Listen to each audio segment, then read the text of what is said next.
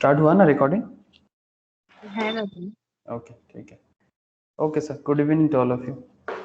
अच्छा देखो, तो फिर बेसिकली ये क्लास आप कंपनी लॉ का भी समझ सकते हो और ऑडिट का भी समझ सकते हो, बिकॉज हम लोग जो डिस्कशंस आज मतलब आज करने वाले हैं या फिर इस पर्टिकुलर पॉइंट में, मैं लास्ट मंडे क्लास 1 ही था, बट बिफोर दैट उससे पहले वाला मंडे में यही पर्टिकुलर टॉपिक मैंने डिस्कशन चालू किया था। टॉपिक का नाम है ऑडिट एंड ऑडिटर्स, है ना? याद होगा रोशनी को। मौसमी शायद क्लास मिस किया था, मौसमी को मैंने शेयर किया था। मौसमी किया था तूने क्लास ऑडिट एंड ऑडिटर्स का? না স্যার। তোকে আমি শেয়ার করেছিলাম, একবার দেখে নিস। যদি না শেয়ার করা হয়েছে তাহলে একবার জিজ্ঞেস করে নিস। হ্যাঁ, ओके। तो basically point is all about audit and auditors. तो ये ऑडिट एंड ऑडिटर्स के बारे में कंपनी लॉ क्या कहता है, that is companies act 2013। Audit and auditors के बारे में क्या डिस्कशंस करते हैं, that is the point of discussion in audit and auditors. तो ये दोनों पर्सपेक्टिव से देखा जा सकता है, मतलब from company law perspective as well as audit perspective, because जो भी, चाहे वो अकाउंट्स हो, ऑडिट हो, व्हाटएवर, जो भी सब्जेक्ट्स में हम लोग पढ़ाई करते हैं, जो भी हम लोग का एरिया ऑफ डिस्कशन या एरिया ऑफ प्रैक्टिस होते हैं, अल्टीमेटली सारा का सारा चीजें कहाँ लिखा होता है? ऑब्वियसली लॉ में लिखा होता है। या तो बिजनेस लॉ में होगा या तो कंपनी लॉ में होगा, चाहे जैसे भी बिजनेस हो। जैसे मानो कि सिंपल बात है, कंपनी का जो भी डिटेल्स है, कंपनी अकाउंट्स जब आप लोग करते हो तो उसका डिटेल्स के बारे में कंपनी लॉ में कहा है। जब आप लोग पार्टनरशिप के बारे में पढ़ते हो तो उसके बारे में बिजनेस लॉ इन पार्टनरशिप में लिखा हुआ है। Any kind of simple concept के बारे में normal commercial law, contract act वगैरह में लिखा है। इसी तरह से ऑडिटर्स के बारे में जो कॉन्सेप्ट है, जो रूल्स है, रेगुलेशंस है, ये कहाँ पर लिखा होगा? ऑब्वियसली इसके बारे में भी कंपनी लॉ में ही लिखा होगा, बिकॉज ऑडिट तो कंपनी का ही होता है, बिजनेस का भी ऑडिट होता है। एनी मतलब अदर देन कंपनी, मतलब हर एक कंपनी के लिए तो ऑडिट मस्ट है, स्टैट्यूटरी ऑडिट है। बट अगर कोई कंपनी नहीं है तो इन दैट केस उनका ऑडिट में लिमिटेशन देखना पड़ता है कि अगर उनका टर्नओवर 100 मतलब 100 लाख क्रॉस कर रहा है कि नहीं, अगर वो प्रोफेशनल फार्म है या फिर कोई प्रोफेशनल्स मतलब प्रोफेशनल्स है तो उनका ग्रॉस रिसिप्ट कितना है, लाइक 50 करोड़ से ज्यादा है कि नहीं है। दिस काइंड ऑफ फैक्ट सामने आ जाता है जब भी हम किसी पर्टिकुलर प्रोफेशंस का ऑडिट करते हैं या फिर जब किसी कंपनी मतलब नॉन कंपनी का ऑडिट करते हैं, ये देखा जाता है। तो ऑडिट का कॉन्सेप्ट तो आप लोगों को पता ही है कि ऑडिट क्यों होता है, ऑडिट का पूरा कॉन्सेप्ट क्या है। सिंपल कॉन्सेप्ट है, जैसे मानो कि ऑडिट जब किसी भी कंपनी में जाके कोई भी ऑडिटर करते हैं तो ऑब्वियसली चार्टर्ड अकाउंटेंट ही ऑडिट करते हैं, ये तो आप लोग जानते हो। स्पेशल ऑडिट एरिया है, जैसे कि कंपनी सेक्रेटरीज का ऑडिट है, दैट इज सेक्रेटरियल ऑडिट, वो भी आप लोग कंपनी लॉ में पढ़ते हो। Similarly cost audit is also there, जो कॉस्ट अकाउंटेंट या सीएमए करते हैं, दैट इज ऑल्सो है ऑडिट। बट जो नॉर्मल ऑडिट, नॉर्मली जब भी हम लोग ऑडिट के बारे में बात करेंगे, this is financial audit. And ये ऑडिट का जो इख्तियार है, जो बेसिकली एरिया ऑफ एक्सपर्टाइज या एरिया ऑफ स्कोप, ठीक है, ये स्कोप तो ऑब्वियसली चार्टर्ड अकाउंटेंट के पास में ही है। तो यही पार्लियामेंट एक्ट ने अलग अलग फोकस किया कि किसको किस चीज पे फोकस दिया जाएगा। तो ये ऑडिट एंड ऑडिटर्स का पूरे के पूरे केस में आपको चार्टर्ड के बारे में ही समझना पड़ेगा, जैसे कि कई सारा जगह होता है जहां पर हमें सीएस के बारे में समझना होता है। तो एग्जैक्टली तो कंपनी लॉ हमें ये जगह देता है। तो एग्जैक्टली तो डिस्कशंस ऑडिट एंड ऑडिटर्स में ऑलरेडी चालू हुआ था। Okay, good morning Tatha, good morning Nandini. Good morning sir. Good morning. Morning sir. Morning Tatha, morning. Okay ठीक है, चलो फिर हम लोग बेसिकली ऑडिट एंड ऑडिटर्स का जो डिस्कशन चल रहा था, जो हम लोग लास्ट मंडे उससे पहले वाले मंडे में हम लोगों ने स्टार्ट किया था, उसी को मैं कंटिन्यू करूंगा। तो जस्ट मैं इंट्रो यही बता रहा था कि ऑडिटर करते क्या हैं कंपनी में। तो चलो सर मैं स्क्रीन शेयर करता हूँ और देखो कि ऑडिट एंड ऑडिटर्स का क्या खेल कंपनीज एक्ट बताते हैं। तो पहले मैं तो इसको समरीटिकल वे में बताऊंगा, उसके बाद मैं थोड़ा डिटेल्स में जाऊंगा, ठीक है? पहले मैं थोड़ा समरीटिकल वे में बताऊंगा एंड आफ्टर दैट फिर डिटेल्स में जाना है। अच्छा, क्या आप लोगों को स्क्रीन दिखाई दे रहा है? जस्ट कंफर्म करना। ओके, तो अगर आप थोड़ा सा नजर दोगे तो यहाँ पर आप लोगों को क्या दिखाई दे रहा है? अगेन सर, जैसे कि मैं हमेशा कोई ना कोई कंपनी का एनुअल रिपोर्ट ओपन करके बैठ जाता हूँ, आज भी मैंने ऐसे एक कंपनी का एनुअल रिपोर्ट ओपन करके बैठ गया। जैसे लास्ट वीक मोस्ट प्रोबेबली आप लोग अदानी का रिपोर्ट देख रहे थे, तो आज भी ऐसा कोई कंपनी है, मुझे आज सामने जो मिला मैं वही ले लिया। ये एमरन बैटरी का है, ठीक है, ये एमरन बैटरी का ऑडिट रिपोर्ट है, दिखाई दे रहा है सबको? Amaran बैटरी दिखाई दे रहा है ना? Yes, sir. ओके, तो just look here, this is independent auditors report, ठीक है? ये अमरा राजा का इंडिपेंडेंट ऑडिटर्स रिपोर्ट है, तो जिसमें अमरन बैटरी कंपनी के बारे में जो भी ऑडिट किया है या जो भी अब भी इसकी ऑडिट हो चुका है, ये 2019-20 का डेटा है। पेज नंबर याद रखना, दिस इज पेज नंबर 157, 158 में ऑडिट रिपोर्ट है। ये देखो सर, ये कंपनी का पूरा डेटा है, जहां पर अमरन बैटरीज ने कंपनी का financial structure as well as management structure, director या की मैनेजरियल पर्सनल्स का जो भी कहना है, स्पेशली चेयरमैन डायरेक्टर लोग बहुत कुछ बताते हैं। तो की परफॉर्मेंस इंडिकेटर्स, जहां पर कंपनी का सेल्स, कंपनी का EBITDA, कंपनी का profit after tax, cash flow from operations, earning per share, net worth, net fixed asset, net current asset. Obviously company में जो अकाउंटेंट होते हैं वही ये सब चीजें बिल्डअप करते हैं, ठीक है? जो भी कंपनी में अकाउंटेंट के हिसाब से काम करते हैं, बिल्डअप करना काम उनका है। बट ये सब डेटा कितना ऑथेंटिक है, चाहे कंपनी का नेट करंट एसेट्स हो, चाहे कंपनी का फिक्स्ड एसेट्स हो, चाहे कंपनी का नेट वर्थ हो, चाहे कंपनी का अर्निंग पर शेयर हो, चाहे कंपनी का प्रॉफिट आफ्टर टैक्स हो, ये कितना ऑथेंटिक है, मतलब these are the financial area, ठीक है? तो एक ऑडिटर का क्या काम होता है? वेदर टू चेक, ऑडिटर का काम क्या होता है कि फाइनेंशियल जो शो किया जा रहा है, ठीक है, तो check the financial statements, okay? Financial statement true and fair view show कर रहा है कि नहीं कर रहा है। तो ये जो फाइनेंशियल डेटा यहाँ से समरेटिकली बेसिकली प्रेजेंट किया गया, ये सब डेटा कहाँ से लिया गया? Basically PL and balance sheet से लिया गया। आई होप यू अंडरस्टैंड सर। तो चलो सर, मैं आपको लेके चलता हूँ 157 पेज नंबर याद रखिएगा, मैं भूल जाता हूँ। ऐसे एनुअल रिपोर्ट थोड़ा बड़ा होता है, आप लोग जानते हो। 157 ज्यादा निकल गया सर। ऐसे अगर थोड़ा सा नजर डालो, यहाँ पर सब कंपनी का अकाउंट्स का डिटेल्स है, ठीक है? दीज आर कंपनी का अकाउंट्स का डिटेल्स। तो जो भी आप कंपनी के रिपोर्ट में देखोगे, वो सारा का सारा समरीटिकल जो भी डेटा आप देख रहे थे, वो सभी क्या क्या है? सब कुछ कंपनी का फाइनेंशियल स्टेटमेंट्स है। तो फाइनेंशियल स्टेटमेंट्स के अंदर क्या आता है? कंपनी का बैलेंस शीट आता है, स्टेटमेंट ऑफ PL आता है, ठीक है, कंपनी का कैश फ्लो स्टेटमेंट्स आता है। तो ये सभी चीजें ऑडिट करना जरूरी होता है। सर ये देखो, ये ऑडिट रिपोर्ट है, ठीक है? Before that there is a audit report. तो फाइनेंशियल डेटा पेश करने से पहले ऑडिटर अपना रिपोर्ट बताते हैं, ठीक है? तो यहाँ पर भी आपको ऑडिटर रिपोर्ट या इंडिपेंडेंट ऑडिटर्स रिपोर्ट है, और वो रिपोर्ट आपको यहाँ पर दिखाई दे रहा है, जहाँ पर कंपनी ने मतलब ऑडिटर्स ने कंपनी के बारे में अपना जो भी ओपिनियन है वो बता के रखा है। जो लोग कंपनी में इन्वेस्टमेंट करते हैं वो भी कंपनी का रिपोर्ट पढ़ते हैं। जो कंपनी बैंक को लोन देता, बैंक के थ्रू से जिसको लोन मिलता है कंपनी को, उनको भी ऑडिट रिपोर्ट चाहिए होता है। तो ऑडिटर के पास ताकत बहुत होता है, और ऑडिटर का जो भी मतलब जो भी ऑडिटर कहते हैं, इनको पत्थर की लकीर की तरह लोग मानते हैं। ये जरूरी नहीं कि वो माने, मतलब ऐसा नहीं कि ऑडिटर ने कह दिया तो कंपनी का परफॉर्मेंस सही है, और उसके बाद आपने कंपनी के स्टॉक में पैसा लगाया और आपका पैसा डूब गया, तो इसके लिए ऑडिटर रिस्पॉन्सिबल नहीं होंगे, ठीक है? ऑडिटर अपना सिर्फ मेयर ओपिनियन देता है, ठीक है? मतलब इसके ऊपर डिपेंड करके आप अपना प्रोजेक्शन कर सकते हो, आप अपना कंपनी के बारे में अच्छा बुरा भला सोच सकते हो, ठीक है? अगर ऑडिटर अच्छा बोल रहा है तो ये एक ऑब्वियसली, सपोज आप कंपनी में इन्वेस्टमेंट करने के लिए 100 मतलब सोच रहे थे, ठीक है? आप 100% श्योर नहीं हो रहे थे, यू आर 50% श्योर। 50% श्योर आपके एनालिसिस में जब ऑडिटर ने भी कंपनी के बारे में अच्छा बोला, तो आप और 20% श्योरिटी जरूर ला सकते हो, ठीक है? तो इसका मतलब ये नहीं कि ऑडिटर ने कह दिया कंपनी का फाइनेंशियल पोजीशन सही है, कंपनी ने अपने ऑडिट रिपोर्ट में ऑडिटर ने सब कुछ अच्छा अच्छा बोल दिया तो भी कंपनी अच्छा है, ऐसा नहीं सोचना चाहिए। इवन ऐसा मतलब ये ओपिनियन है ऑडिटर का, ठीक है? ये ऑडिटर का ओपिनियन है। जैसे कोई टीचर किसी स्टूडेंट को मतलब आउट ऑफ 100 में 100 दे दिया, तो क्या इसका गारंटी ये है कि स्टूडेंट को सब कुछ आता है?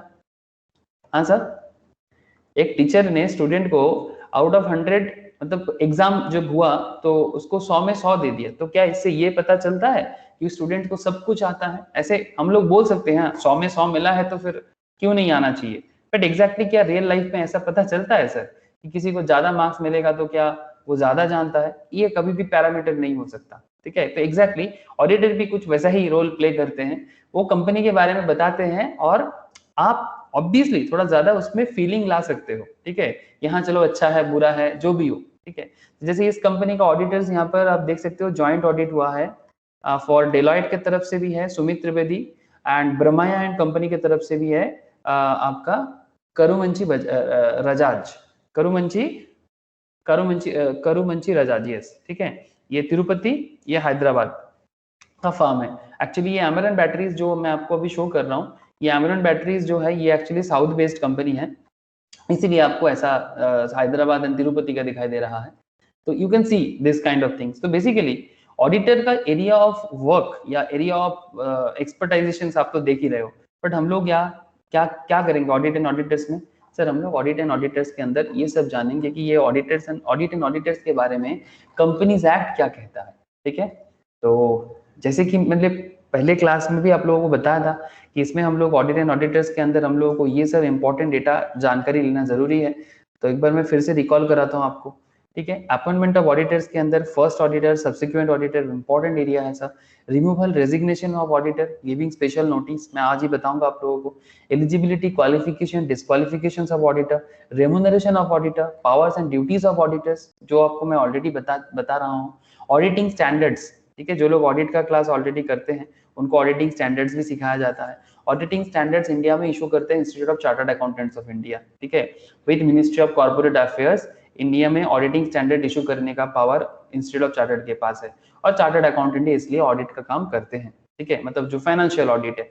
तो exactly segment of audit reports, prohibited service, signing of audit reports, auditors to attend AGM, मतलब एनुअल जनरल मीटिंग अटेंड करने के बारे में ऑडिटर के बारे में क्या कहा गया है, एंड पनिशमेंट प्रोविजंस अगर कुछ है, ऑडिटर अगर गलती करता है तो उसमें क्या पनिशमेंट दिया जाएगा, ये सब एरिया को लेके डिस्कशंस बेसिकली चलेगा। कॉस्ट ऑडिटर, मतलब जो सीएमए वाले ऑडिटर हैं। सेक्रेटरियल ऑडिट के बारे में तो आप लोग जान चुके हो सर, जो सीएस को करना पड़ता है सेक्रेटरियल ऑडिट, बिग फार्म के केस में करना जरूरी है। तो एग्जैक्टली इसी तरह का पॉइंट को लेके ये ऑडिटर्स के बारे में चर्चा है। तो जिसमें सेक्शन 139 के अंदर अपॉइंटमेंट ऑफ ऑडिटर के बारे में ढेर सारे पॉइंट्स में बात किया गया है। तो एक काम करते हैं सर, पहले कुछ इंपॉर्टेंट पॉइंट को समरीटिकली देखते हैं, उसके बाद डिटेल्स डिस्कशंस करते हैं। ऐसे तो ये अपॉइंटमेंट ऑफ ऑडिटर्स के रिगार्डिंग जो पॉइंट्स था 139 एज वेल एज 177 को यूज करना, ठीक है, ये सब चीजें हम लोग पहले ही पढ़ चुके हैं, है ना, पहले ही पढ़ चुके हैं। इवन ऑडिट कमिटी किसको फॉर्म करना चाहिए एज पर सेक्शन 177, वो भी मैंने लास्ट क्लास में बताया था। इवन ऑडिट कमिटी के बारे में एक स्पेशल डिस्कशन था कि अगर कंपनी का पेड अप कैपिटल 10 करोड़ से ज्यादा है, अगर कंपनी का टर्नओवर 100 करोड़ से ज्यादा है, अगर कंपनी का एग्रीगेट आउटस्टैंडिंग लोन और बोरोइंग्स 50 करोड़ से ज्यादा है, तो ऐसे केसेस में कंपनी को ऑडिट कमिटी भी बिल्ड करना चाहिए, अदरवाइज कमिटी जरूरी नहीं है। तो ये सब कॉन्सेप्ट के बारे में कंपनीज एक्ट 177 के अंदर बोला गया है। उसके बाद हम लोगों ने, अगर आप लोगों को याद होगा, कुछ एग्जांपल्स केएमपीज एंड एसोसिएट्स बोल के एक एग्जांपल्स पढ़े थे, ठीक है। आई थिंक मैंने ऑडिट एंड ऑडिटर्स का शेयर नहीं किया था नोट्स, बट ये सब क्लास में डिस्कशन मैंने किया था कि एनएफआरए के बारे में, नेशनल फाइनेंशियल रिपोर्टिंग अथॉरिटी के बारे में भी बात हुआ था। टर्म ऑफ ऑडिटर्स, इसमें ज्यादा अच्छा बात हुआ था। कूलिंग पीरियड, इसलिए फिर एग्जांपल्स भी हुआ था, ठीक है। ट्रांजिशनल पीरियड, यहाँ पर ये एक टॉपिक से मैं डिस्कशंस न्यूली चालू करूंगा कि कितना दिन का ट्रांजिशनल पीरियड तक मैक्सिमम हो सकता है। I will discuss these things today. और फर्स्ट ऑडिटर, कंसेक्यूटिव ऑडिटर्स, ये सभी चीजें बात होगा। लेकिन सर बिफोर दैट एक समरीटिकली सारा का सारा पॉइंट को एक बार आपको गो थ्रू करता हूँ। सर याद आ रहा है क्या, बोलो, याद आ रहा है कि नहीं आ रहा है? Appointment of auditor and audit and auditors का जो पहला क्लास का डिस्कशंस आप लोगों को रिकॉल हो रहा है? Hello sir. Yes sir. Okay sir, ठीक है सर। देखो सर, अपॉइंटमेंट ऑफ ऑडिटर का थोड़ा सा समरी देख लो। एनी इंडिविजुअल, ठीक है, any individual train to review and verify accounting data and recognized as chartered accountant under the Chartered Accountants Act 1949 is deemed to be an auditor, ठीक है। every company needs to appoint an auditor as per the provisions of the Companies Act 2013, ठीक है। Obviously practising licence वगैरह चाहिए, तभी जाके audit कर सकते हो, चाहे इंडिविजुअल हो चाहे ऑडिट फार्म हो, ठीक है। एज ए फार्म भी किया जा सकता है, फार्म के थ्रू से कोई ना कोई चार्टर्ड अकाउंटेंट आके काम करता है, अदरवाइज आप इंडिविजुअल लेवल पे भी कर सकते हो। Now point is that sir, purpose क्या है, जो मैं आपको स्टार्टिंग में ही बता रहा था कि what is the purpose of auditor appoint करने के पीछे पर्पस क्या है। The purpose of auditor is the company to protect the interest of the shareholder. Simple बात है, आप समझ रहे हो ना, शेयर होल्डर का इंटरेस्ट को देखना है। मतलब जो लोग कंपनी में इन्वेस्ट किया है उनके पैसे से बिजनेस चलता है, तो बिजनेस अच्छा बुरा भला जो भी सिचुएशंस में है, इसका एक जानकारी मैनेजमेंट को चाहिए। मैनेजमेंट मीन्स जो टॉप लेवल मैनेजमेंट में है, लाइक चेयरमैन डायरेक्टर्स पोस्ट में जो लोग हैं जिनको चिंता है कि बिजनेस को आगे लेके जाना है, इवन गवर्नमेंट भी चाहता है। The purpose of auditors in the company is to protect the interest of the shareholders. The auditor is obligated by law to examine the accounts maintained by the directors and inform them the true financial position of the company. Auditor gives his independent opinion. Auditor हमेशा अपना independent opinion देता है, इसीलिए कभी भी आप audit report check करोगे तो ऑडिट रिपोर्ट के ऊपर आपको हमेशा क्या देखने को मिलेगा सर? ऑडिट रिपोर्ट के ऊपर आपको हमेशा देखने को यही मिलेगा, इंडिपेंडेंट ऑडिट रिपोर्ट दिखाई दे रहा है। चाहे आप किसी भी कंपनी के एनुअल रिपोर्ट ओपन कर लो, चाहे अमेरन हो या अदानी हो, टाटा हो, रिलायंस हो, व्हाटएवर कंपनी, जो भी कंपनी का एनुअल रिपोर्ट आप देखने का कोशिश करोगे, you always find this point, independent auditors report. Okay sir, तो एग्जैक्टली तो इंडिपेंडेंटली ओपिनियन जो भी होगा इंडिपेंडेंट होगा, बिकॉज ऑडिटर कोई कंपनी का मैनेजमेंट का लोग नहीं है, वो एक्सटर्नल पार्टीज है, वो एक्सटर्नल लेवल में आते हैं और कंपनी का फाइनेंशियल पोजीशंस को चेक करते हैं। और ये क्यों चेक करते हैं? शेयर होल्डर्स के लिए स्पेसिफिकली, बिकॉज शेयर होल्डर जो कंपनी को पैसा दिया है बिजनेस करने के लिए, क्या उनका पैसा सुरक्षित है? क्या उनका बिजनेस, मतलब जिस बिजनेस पे भरोसा किया है, क्या वो सुरक्षित है? लाख लाख करोड़ रुपया बिजनेस मार्केट से एक्वायर करते हैं, कभी डायरेक्टली, कभी म्यूचुअल फंड कंपनीज के थ्रू से, कभी गवर्नमेंट के थ्रू से, डिफरेंट काइंड ऑफ वे से लेते हैं। गवर्नमेंट का पैसा भी पब्लिक का, म्यूचुअल फंड का कंपनीज भी पैसा भी पब्लिक का, और पब्लिक इंडिविजुअल लेवल में शेयर में इन्वेस्ट करते हैं, वो भी पब्लिक का। तो अल्टीमेटली पैसा तो पब्लिक का ही है, बिकॉज देश तो पब्लिक से ही बनता है, ये तो आप भी जानते हो। तो basic point is very simple कि शेयर होल्डर का इंटरेस्ट को प्रोटेक्ट करना ऑडिटर का, मतलब ऑडिटर को अपॉइंट करने का सबसे बड़ा पर्पस है, ठीक है। एंड अपना ओपिनियन जो वो देता है टू द ओनर्स को and shareholders of the company को, to protect and keep the company in safe financial conditions. तो ओपिनियन जो भी होगा वो क्लियर कट होना चाहिए। ऐसे आप लोग जानते हो सर, 4 तरह का ओपिनियन ऑडिटर दे सकता है। कितना तरह का ओपिनियन दे सकता है सर? 4 तरह का ओपिनियन। मतलब सबसे रिपोर्ट में वो बताते हैं अपना ओपिनियन। पहला, वो अगर सब कुछ सही हो तो वो बताएगा कि क्लियर रिपोर्ट है, एकदम रिपोर्ट में ही बताएगा। आप किसी भी कंपनी का ऑडिट रिपोर्ट रीड करके देखो, आपको समझ आएगा। ऐसे नॉर्मली जो टॉप निफ्टी 50 वाले कंपनीज होते हैं ना, इनका रिपोर्ट हमेशा आपको क्लियर कट ही दिखेगा, क्लियर रिपोर्ट। या फिर अगर आपको थोड़ा बहुत गड़बड़ होता है तो मॉडिफाइड रिपोर्ट, ठीक है। मॉडिफाइड रिपोर्ट मतलब थोड़ा बहुत गड़बड़ के साथ, ठीक है। क्वालिफाइड रिपोर्ट बोलते हैं बेसिकली, ठीक है। क्वालिफाइड रिपोर्ट इसलिए बोलते हैं बिकॉज थोड़ा बहुत मॉडिफिकेशन के साथ ये रिपोर्ट होता है, क्वालिफाइड रिपोर्ट। तो क्लियर रिपोर्ट, क्वालिफाइड रिपोर्ट, और क्या होता है बोलो? Clear, qualified, adverse.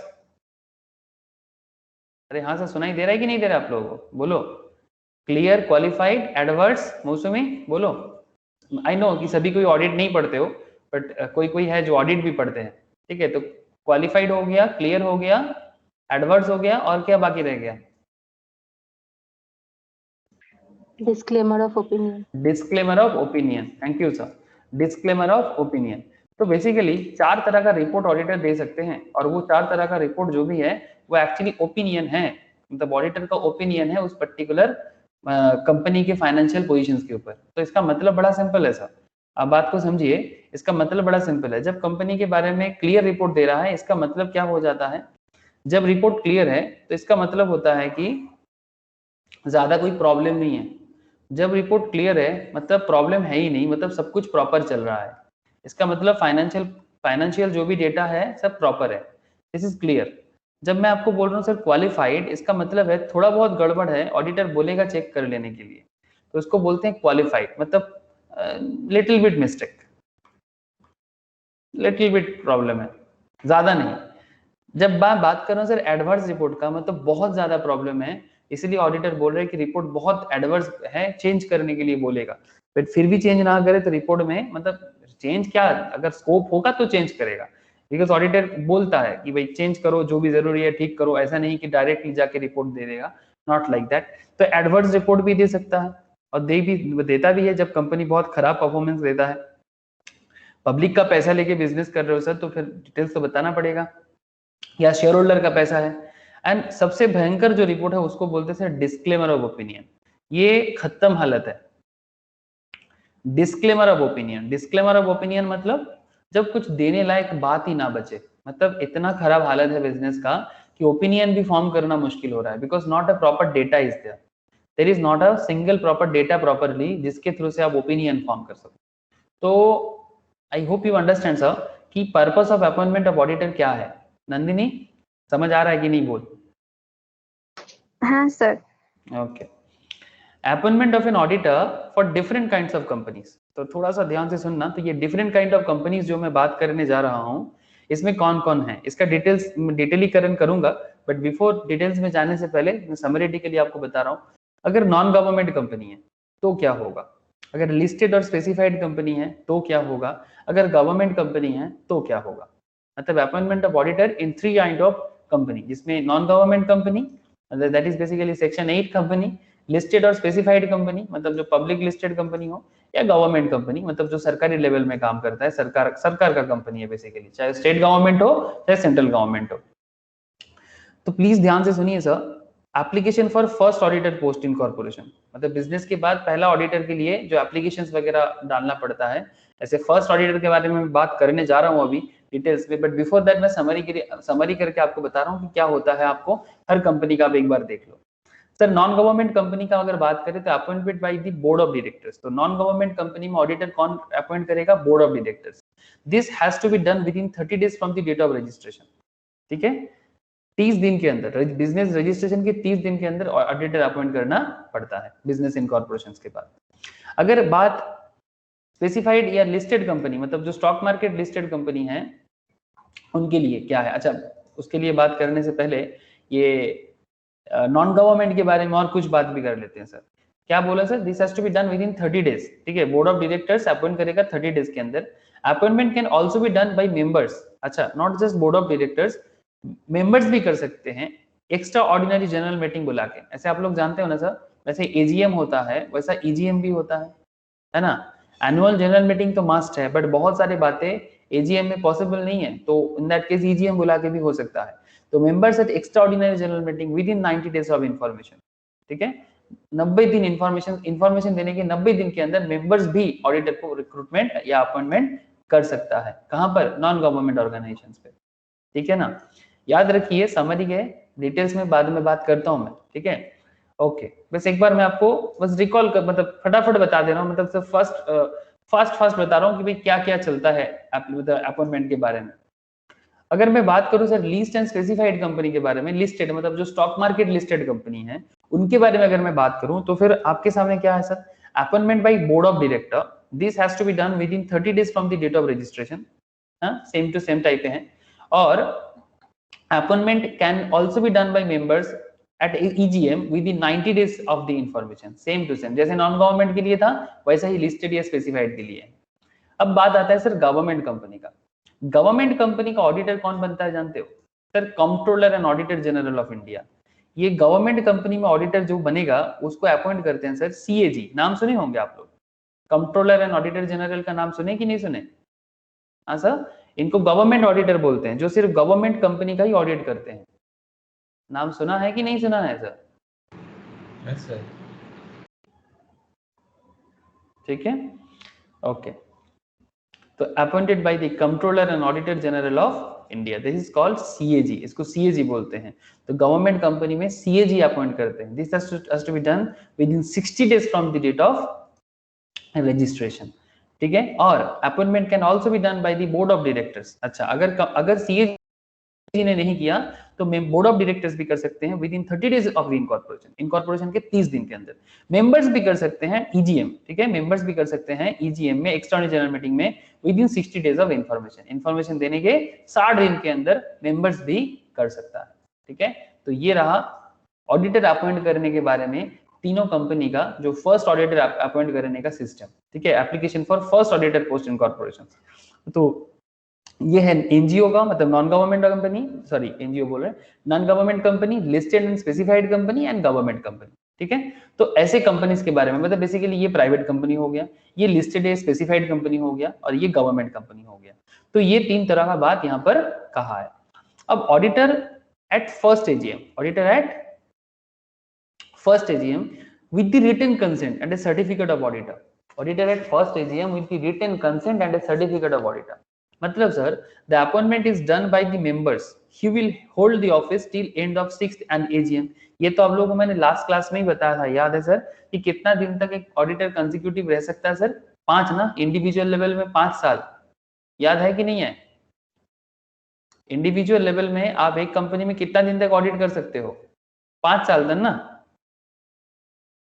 अरे बोलो। হ্যাঁ স্যার ইন্ডিভিজুয়ালের ক্ষেত্রে 5 আর फार्मर के क्षेत्र 10 साल एग्जैक्ट 2 कंसेक्यूटिव टर्म।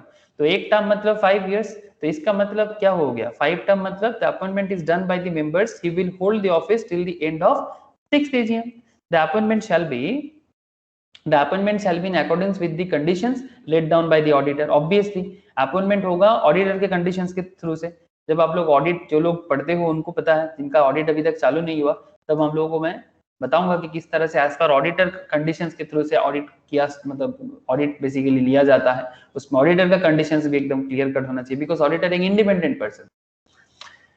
अच्छा, अगर मैं सेंट्रल का मतलब बेसिकली लिस्टेड कंपनीज के बारे में बात करूं, the appointment is done by the members for a maximum term of 5 और 10 कंसेक्यूटिव ईयर्स। अच्छा, ये बात ध्यान रखिएगा, 5 to 10 कंसेक्यूटिव ईयर्स मतलब कौन सा? Members of a maximum term of 5 और 10, 5 for individual and 10 for firm. ये तो आप लोगों को याद है। कूलिंग ऑफ पीरियड भी है, मतलब अगर एक कंपनी में आप 5 साल ऑडिट कर लिए तो नेक्स्ट 5 साल आप उस पर्टिकुलर कंपनी में ऑडिट नहीं कर सकते। This is called cooling of period. Yes, याद है ना? इवन अगर आप किसी भी सेम नेटवर्क का किसी भी ऑडिट फर्म के साथ अगर कोई इंडिविजुअल कनेक्टेड है, तो फिर या फिर कोई firm same kind of network के थ्रू से है, तो वो भी नहीं कर सकता। ठीक है, इसके बारे में मैं लास्ट क्लास में चर्चा किया था, हो सके तो एक बार प्लीज याद करके वो वाला क्लास फिर से रिवाइज कर लेना। ठीक है, तो कूलिंग ऑफ पीरियड मतलब एक बार 5 साल किसी फर्म का किसी ऑडिट फर्म में कंप्लीट, किसी कंपनी में कंप्लीट हो जाए।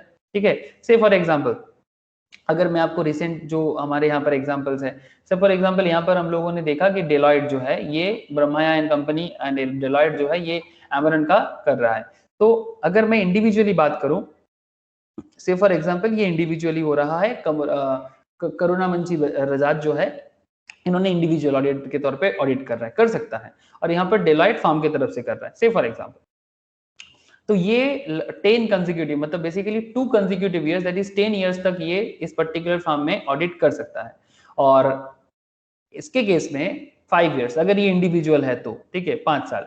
अब 5 साल करने के बाद नेक्स्ट 5 इयर्स आप सेम कंपनी में ऑडिटर नहीं बन सकते। या फिर फार्म के केस में अगर आप डेलॉयट हो, तो डेलॉयट तो ऑब्वियसली एक बहुत फेमस फार्म है, बिग 4 फार्म है, तो ये 10 साल के लिए इस पर्टिकुलर कमिंग नहीं, इसके लिए भी 5 साल। ठीक है, चाहे 5 साल for individual, 10 years for firm, normally audit करने का टाइम पीरियड मतलब जितने दिन के लिए ऑडिट कर सकता है, बट कूलिंग पीरियड सभी के लिए 5 साल है, चाहे आप इंडिविजुअल हो चाहे आप फार्म हो। याद है क्या? ये भी लास्ट क्लास का डिस्कशन है। हाँ तथा मने पड़ছে? Yes sir. ओके, तो इस तरह से होता है सर, और क्या? बात तो एकदम सिंपल है, ज्यादा मुश्किल का कोई चीज है ही नहीं। ठीक है, तो the appointment is done by members for a maximum term of 5 to 10 consecutive years, cooling off period of 5 years before next appointment will be there। मतलब कूलिंग ऑफ मतलब जब तक आप नेक्स्ट ऑडिट नहीं कर सकते, बेसिकली इंडिविजुअल एंड फार्म के लिए अलग अलग। Appointment is done by the अच्छा, गवर्नमेंट कंपनीज के केस में क्या है, the appointment is done by the controller and auditor general of India, मतलब CAG। He should be appointed with in 180 days from the 1st of April। मतलब first AGM के मतलब 1st अप्रैल के 180 days के अंदर, 1st अप्रैल से 180 डेज के अंदर auditor at the first AGM within written consent certificate of audit, ठीक है, ऑडिटर लेके ऑडिट होगा। तो इसमें कौन अपॉइंट करेगा? Controller and auditor general, CAG करेगा, and he should appointed with in 180 days from the 1st April. 1st अप्रैल से 180 दिन के अंदर वो ऑडिटर अपॉइंट करेगा। समझ में आ रहा है सब? मौसमी, रोशनी, क्लियर हो रहा है कि नहीं हो रहा है? बोलो। মৌসুমী বুঝতে পারছিস? তো লাস্ট ক্লাসটা মিস ছিল তাই জিজ্ঞেস করছি। হ্যাঁ স্যার। ओके, ठीक है। Appointment of subsequent auditor, subsequent auditor means है जब एक बार ऑडिटर का कंप्लीट हो जाए टर्म, उसके बाद next auditor. The appointment is done by the members and he will hold the office till the conclusion of 6th AGM। ठीक है, मतलब सब्सिक्वेंट ऑडिटर, एक ऑडिटर कंप्लीट हो गया, next appointment is done by the members for a maximum term of 5 to 10 consecutive years, and the appointment is done by the CAG of India, Comptroller and Auditor General of India within 180 days from the 1st April। Same concept है, एक बार audit process complete हो जाए उसके बाद तो matter एकदम simple हो जाता है। And there is a concept of casual vacancy, मैं इसके बारे में डिटेल्स बात करूंगा, ये सभी चीजें थोड़ा डिटेल्स में बात फिर से मैं करूंगा, बट अभी मैं फटाफट एक बार आपको हर एक पॉइंट को जस्ट समरीटिकली बता रहा हूँ। ठीक है, कैजुअल वैकेंसी और due to resignation and other reasons, अगर कोई रिजाइन कर लेता है, ठीक है, कैजुअल वैकेंसी क्रिएट होता है, तो इन दैट केस ऑडिटर का अपॉइंटमेंट क्या होगा? The appointment is by the members with in 3 months of the recommendation of board and he will hold the office till the next AGM, मतलब जिस दिन appoint होगा उसके बाद से नेक्स्ट AGM तक उसका ऑफिस रहेगा। This is called casual vacancy. वो कोई 5 साल 10 साल वाला बात नहीं होगा, किसी रेजिग्नेशन के कारण वैकेंसी हुआ है, the appointment is by the members. कौन अपॉइंट करेगा? मेंबर्स ही करेगा। कितने दिन के अंदर? 3 मंथ के अंदर। किसके रिकमेंड पे? बोर्ड के रिकमेंड पे, ठीक है, मतलब बोर्ड ऑफ डायरेक्टर्स का जो रिकमेंडेशन उनकी मीटिंग से होगा, एंड जो ऑडिटर आएगा वो नेक्स्ट AGM तक अपना ऑफिस होल्ड कर सकता है, ठीक है। ये किसके केस में? ये non government company, basically private level का बात हो गया। Appointment is by the members with in 3 months, the recommendation of board and he will hold the office till the next AGM। ये भी सेम टू सेम पॉइंट है public company के case में या स्पेसिफाइड कंपनी के case में। And the appointment is done by the controller and auditor general with in 30 days. किसी resignation के कारण जब कैजुअल वैकेंसी क्रिएट होता है, 30 डेज के अंदर CAG जो है वो अपॉइंट करेगा। इसका नेक्स्ट AGM तक होल्डिंग का ऐसा कोई बात नहीं है, ठीक है। ऐसा कोई केसेस इसके अंदर रखा नहीं गया। अब बाद में डिटेल्स देखते हैं और कुछ पॉइंट निकल के आता है तो एग्जांपल के थ्रू से समझेंगे, ठीक है। तो फिलहाल अब समरी समझ रहे हो, समरी को थोड़ा सा ध्यान से देखो। Appointment of auditor other than retiring auditor, मतलब ऑडिटर रिटायर कर रहा है ऐसा छोड़ के, भाई ये स्पेशल नोटिस, ध्यान से सुनना। Where a person other than retiring auditor, मतलब ऑडिटर रिटायर कब करता है? नॉर्मली रिटायरिंग ऑडिटर की जगह जो ऑडिटर को लिया जाता है वो तो नॉर्मल आपका ऑर्डिनरी बिजनेस में हो जाता है ना सर। अड्डा, अड्डा याद है आप लोगों को? हेलो, अरे अड्डा पता है कि नहीं है? हाँ सर। है ना?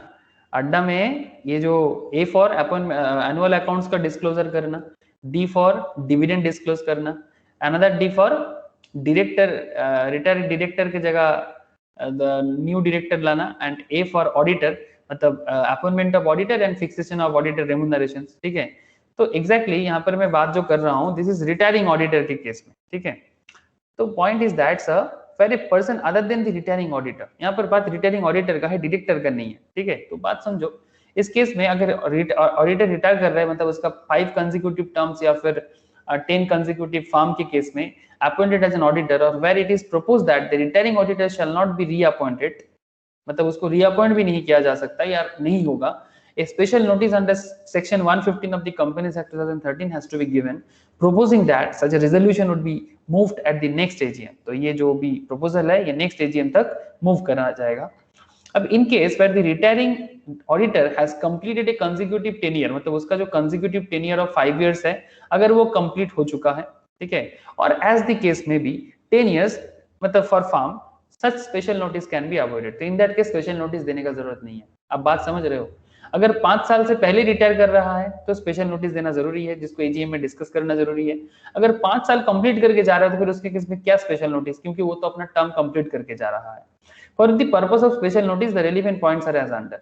तो स्पेशल नोटिस कब दिया जाएगा उसके रिगार्डिंग कुछ इंपॉर्टेंट पॉइंट्स फटाफट देख लो, ठीक है। स्पेशल नोटिस के रिगार्डिंग, मतलब कब स्पेशल नोटिस जरूरी है, कब स्पेशल नोटिस जरूरी है। If the auditor makes a representation, if the auditor makes a representation in writing to the company, if the auditor makes a representation in writing to the company and request for notification to the members, the company shall state the fact of representation in any notice regarding the resolution. If the auditor makes a representation in writing to the company and request for a notification to the member, in that case auditor बोल रहे तो फिर करना होगा। The copy of the representation should be sent to those members by the company to whom notice of meeting is sent। जिनको meeting का notice send किया गया था, same to same shareholder, मतलब बेसिकली मेंबर्स को ये notice देना, representation देना जरूरी है, whether before or after the receipt of representations। If the copy of representation is not so sent, copy thereof should be filed with the register। अगर आप send नहीं करते तो कम से कम ROC में फाइल कर दो, क्योंकि ROC से बाकी लोग देख सकता है, ठीक है। ROC से रजिस्टर के पास जाके चेक करने का उपाय है। On the receipt of the special notice or removing of the auditor, the company should send a copy of the same to the retiring auditor। Such representation should be of a reasonable length and not too long, ठीक है। The special notice should not be received by the company too late for the purpose of circulation to members। इतना भी देरी नहीं करना चाहिए, reasonable होना चाहिए, okay। मतलब ताकि देरी, बहुत देरी से नहीं मिलना चाहिए। Auditor may require the company to read out the representation in the meeting if it is not notified to the members because it was too late for because the company's default. ठीक है। अगर tribunal के बारे में तो आप लोग जानते हैं सर, एनसीएलटी के बारे में बात हो रहा है। ठीक है, NCLT national company law tribunal जो है, तो अगर ट्राइब्यूनल के पास if the tribunal is satisfied the rights are being abused, the right are being abused by the auditor based on an application either of the company or of any aggrieved person, then the copy of the representation may not be sent and the representation need not be read out at the meeting। अगर ऐसा कुछ बात है कि जहां पर कुछ abuse वगैरह किया जा रहा है तो इन दैट केस ट्रिब्यूनल अगर सेटिस्फाई होता है तो इन दैट केस उसको रीड करने का भी जरूरत मीटिंग में नहीं है कि भाई किस बात के लिए डिटेल हो रहा है, इसके बारे में डिटेल्स डिस्कशंस का जरूरत, किसी को मतलब अब्यूज करना ये कोई मतलब नहीं है। तो बेसिकली यही सब पॉइंट है जो रिटायरिंग डायरेक्टर के, ऑडिटर के केस में, डायरेक्टर नहीं सॉरी, ऑडिटर के केस में आपको ध्यान रखना चाहिए। The appointment of auditor other than returning auditor by a special notice. तो स्पेशल नोटिस कब देना चाहिए और कब नहीं देना चाहिए, इसके बारे में कुछ डिस्कशन था सर। ठीक है, तो आई थिंक ओवरव्यू में आपको क्या पता चल रहा है सर? बेसिकली ये पूरा का पूरा overview appointment of auditor related था। ठीक है, तो एग्जैक्टली हम लोग अभी इसी पॉइंट पे थोड़ी डिटेल्स चर्चा तो एक्चुअली लास्ट क्लास से कर ही रहे हैं। अभी अपॉइंटमेंट ऑफ ऑडिटर के बारे में मैं लास्ट क्लास में भी आप लोगों को काफी सारे एग्जांपल्स भी पढ़ाया था। ठीक है, और रोटेशन ऑफ ऑडिटर के बारे में मैंने बात किया था। अच्छा, ये जो टेबल था, ये टेबल मैं आपको एक बार समझा देता हूँ। इस टेबल में मैं लास्ट दिन यहाँ पर आके रुका था और मैं आपको बोला था कि मैं नेक्स्ट दिन आपको ये टेबल समझाऊंगा। आई होप आप लोगों को याद होगा। तो देखो सर, ये जो टेबल दिखाई दे रहा है सर, टेबल, हेलो, क्या आप लोगों को टेबल दिखाई दे रहा है? ओके सर, तो ये टेबल क्या है सर? ये टेबल बहुत ही इंटरेस्टिंग टेबल है, ऐसे not very easy to understand but not very tough also. एक second,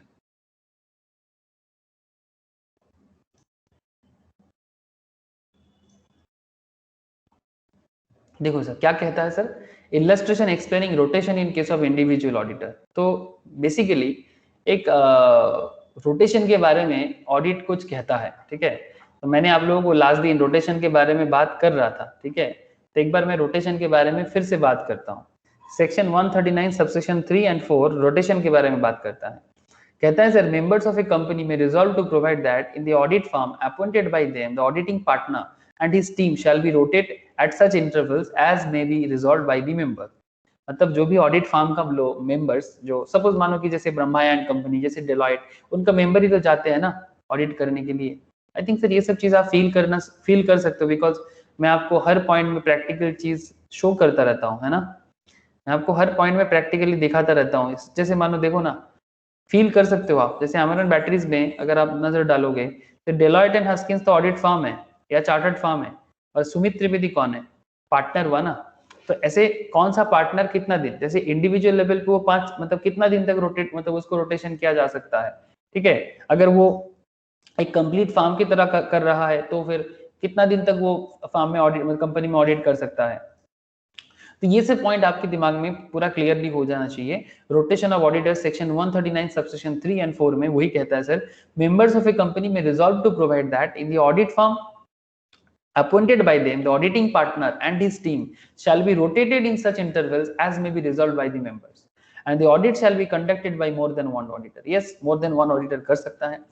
central government may by rules prescribe in the manner which the company shall rotate their auditors। central government भी बोल सकता है manner of rotation of auditor of the companies on expiry of their term as provided। तो ये कितना दिन तक कर सकता है, किसका टर्म कितना दिन तक है, ये सब बातें ही तो मैं कर रहा था। ठीक है, इसमें एक ट्रांजिशनल पीरियड होता है। ठीक है, जिस ट्रांजिशनल पीरियड के बारे में मैंने आज दिन आप लोगों को बताया था, उसी को मैं आज एक बार फिर से आपको बताता हूँ। ये ट्रांजिशनल पीरियड में आपको 3 साल तक का एक टाइम मिलता है। ठीक है, उसी के अंदर आप मैक्स टू मैक्स कितना दिन तक रह सकते हो उसका एक एरिया है। तो ये ट्रांजिशनल पीरियड को लेके आपको एक 3 साल का टाइम मिलता है। कितने का? कहते हैं सर, एवरी कंपनी एग्जिस्टिंग और before the commencement of this act, मतलब जो इस पर्टिकुलर एक्ट आने से पहले जो कंपनी पहले से है, which is awkward to comply with the provisions as mentioned above A to D, मतलब पहले हम लोग ये सब पॉइंट पढ़ के आए हैं। कहते हैं shall comply with those provisions within a period which shall not be later than the date of first AGM on the company held within the period specified section 96 after 3 years from the date of commencement of this act। मतलब basically 3 साल तक का transitional period या एक additional time period मिल सकता है auditor को रहने के लिए। तो यही 3 साल का खेल क्या है मैं आपको समझाता हूँ। देखो देखो देखो सर, ऐसे कोई बड़ी बात नहीं है, जस्ट यहाँ पर देखो, ये इंडिविजुअल के लिए, हाँ, इंडिविजुअल ऑडिटर का number of consecutive years for which an individual auditor has been functioning as auditor in the same company in the first AGM held after the commencement of provision of section 139 subsection 2। ठीक है, तो कहते हैं normally कोई 1 साल तक कर सकता है, 2 साल भी कर सकता है, 3 साल भी कर सकता है, 4 साल भी कर सकता है, 5 साल भी कर सकता है, बट 5 years और मोर कितना, 5 साल से ज्यादा भी कर सकता है। वो जो ट्रांजिशनल पीरियड का बात कहा ना सर, वो 3 साल का खेल है। अब वो 3 साल का खेल कैसे यूज होगा, देखो, maximum number of consecutive years, maximum number of consecutive years for which he may be appointed in the same company, maximum मतलब सपोज किसी कारण से किसी भी तरह का प्रॉब्लम हो रहा है या फिर ट्रांजिशनल मतलब मिल नहीं रहा है, any kind of problem, including transitional period लेके कितना दिन तक कोई रह सकता है, ये एक्सेप्शनल है। ऐसे तो 5 साल और 10 साल ही है, बट ट्रांजिशनल पीरियड मिला के 3 साल तक एक्स्ट्रा रह सकता है। और कितना, 3 साल। तो यहाँ पर 5 साल और 3 साल, तो दोनों मिला के कितना हो जाएगा, aggregate period which the auditor would complete in the same company in view of column 1 and 2, that is 8 years। समझ में आ रहा है सर? 8 से ज्यादा भी हो सकते हैं स्पेशल केसेस में, बट नॉर्मली 8 years। अब सर अगर वो 4 साल तक है, 4 के बाद और 3, मतलब 4 के बाद 3 क्यों, बिकॉज 3 जो है वो मतलब मैक्सिमम तो आपको 8 ही मिलेगा। अब 8 से ज्यादा अगर होगा तो फिर उसके लिए स्पेशल कॉजेस दिखाना होगा। तो 4 साल और 3 साल तो कितना हो जाता है, 7 साल। 3 + 3 तो this is 6 years, 2 + 3 5 years and 1 year के साथ और 4 years तो 5 years। तो मिनिमम तो आप 5 साल रहोगे, मैक्सिमम आप 8 साल तक, मतलब 5 + 3 बेसिकली पॉइंट इज दैट 5 साल आपका नॉर्मल कंसेक्यूटिव टाइम है और 3 साल आप उसमें ऐड कर सकते हो। दैट्स व्हाई दिस 5 and 3 मिला के 8 years। तो ये रहा आपका ट्रांजिशनल पीरियड मिला के किसी कंपनी में ऑडिटर का रहने का बेसिक एरिया।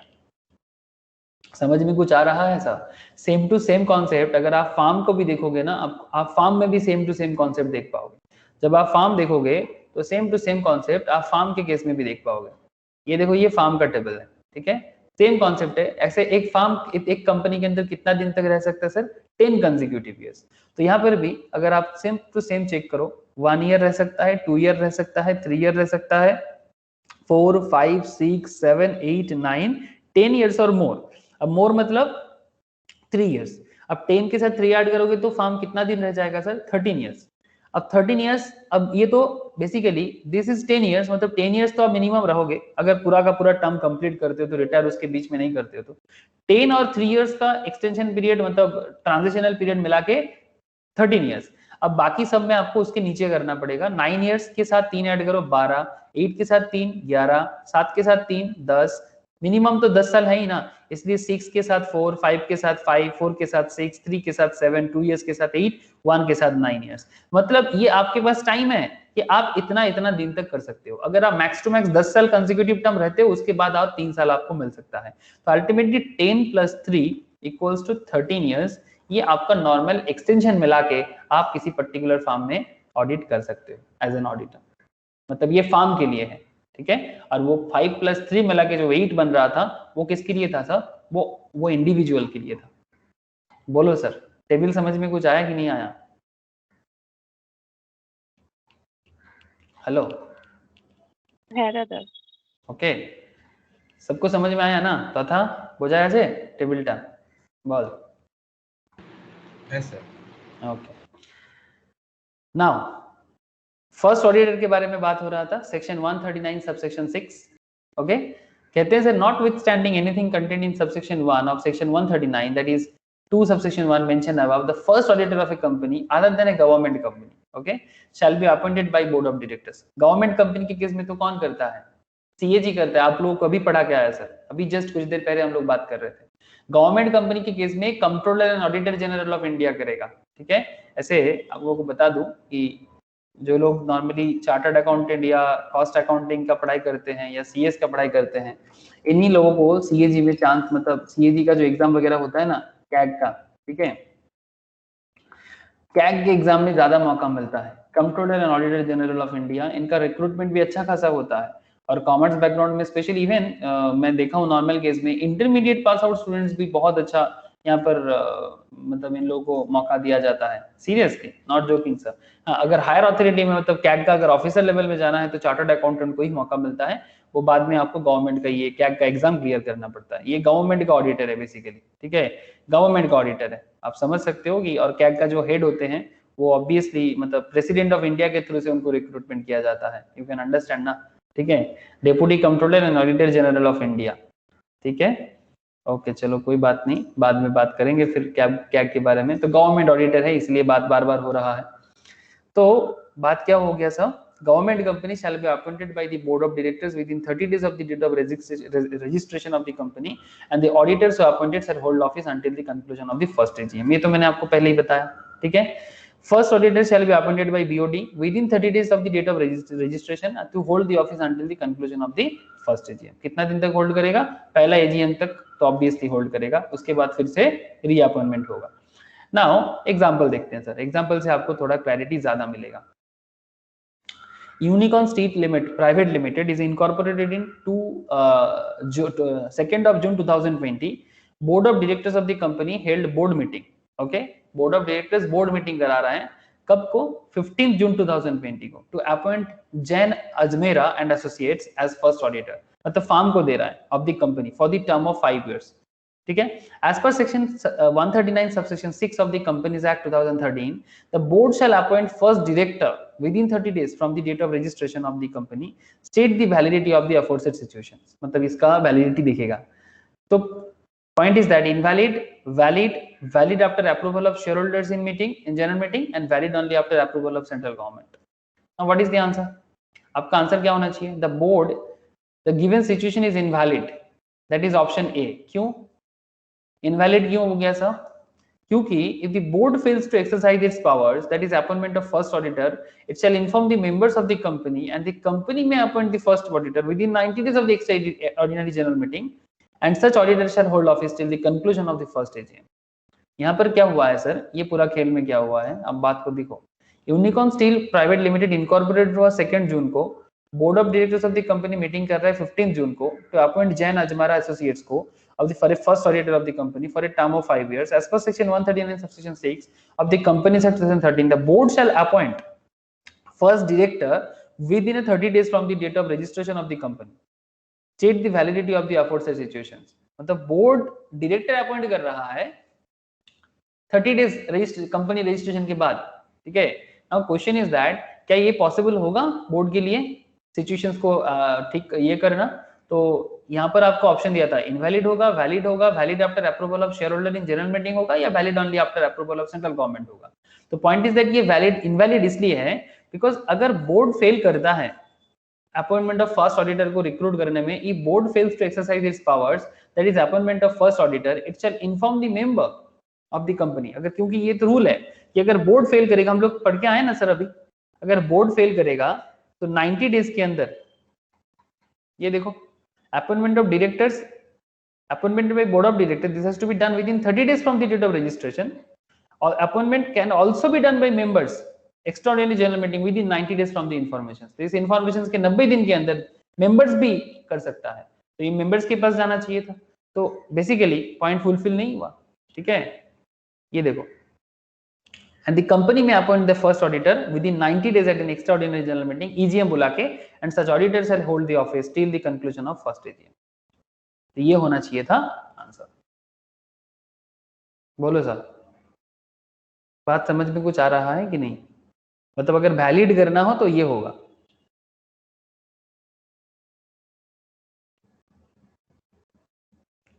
समझ आया कि नहीं आया? बोलो सर 30 डेज মধ্যে ही तो করছে স্যার। कौन सा अपॉइंटमेंट? नहीं, तो बात नहीं समझा।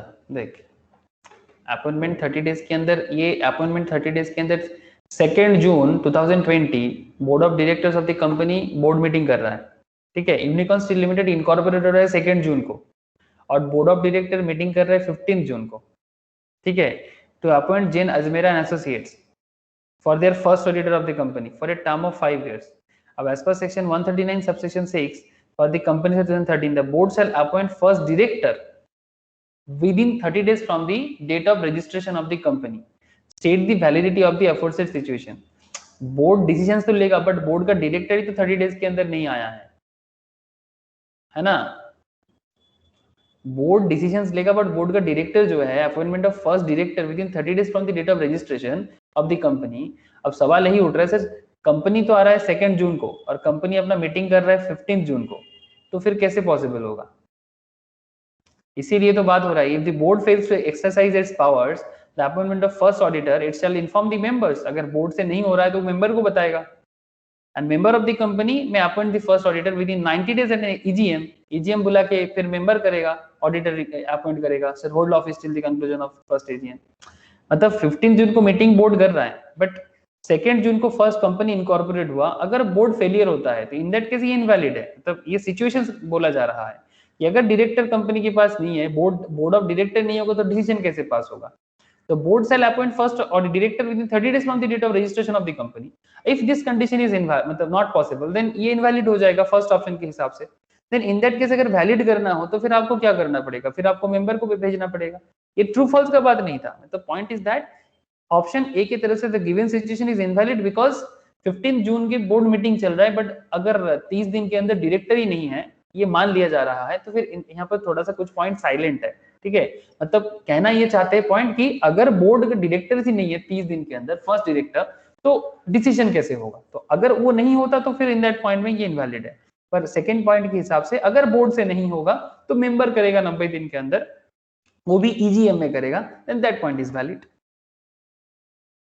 बट बुझते वाली की मतलब दो कंडीशन यहां पर एज्यूम किया गया। फर्स्ट कंडीशन इज दैट कि अगर बोर्ड डिसाइड कर लेता है तो इट्स ओके, अगर बोर्ड से नहीं होता है तो फिर मेंबर को ट्रांसफर करना पड़ेगा। तो इनवैलिड कब होगा? अगर बोर्ड डिसाइड नहीं करता है तो 30 डेज के अंदर, और अगर 30 डेज के अंदर नहीं करता है तो that situation this is invalid. And अगर वैलिडिटी करना है इन दैट केस, तो वैलिडिटी करने के लिए आपको 90 दिन के अंदर ईजीएम बुला के मेंबर्स को करना पड़ेगा इंफॉर्मेशन के बाद। बात कुछ समझ में आया सर? बोलो। है सर। ठीक है, मतलब बस कंडीशंस है यहाँ पर, वैलिड इनवैलिड का कंडीशंस है और कुछ नहीं।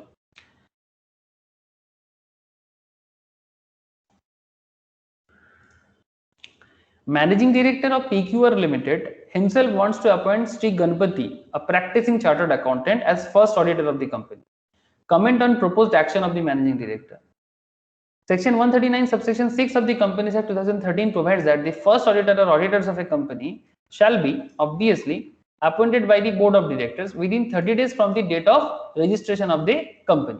In the instant case, the appointment of Sri Ganapati, a practicing chartered accountant, as first auditor by the Managing Director of PQR Limited by himself is in violation of section 139 subsection 6 of the Companies Act 2013, which requires the board of directors to appoint the first auditor of the company. बात को समझो। Shri Ganpati practising chartered accountant है, managing director of PQR limited खुद चाहते हैं। क्या उसके खुद के चाहने पे होगा कि बोर्ड ऑफ डायरेक्टर्स को चाहना पड़ेगा? क्या सिर्फ मैनेजिंग डायरेक्टर चाहने से कोई ऑडिटर बन जाएगा? हाँ सर,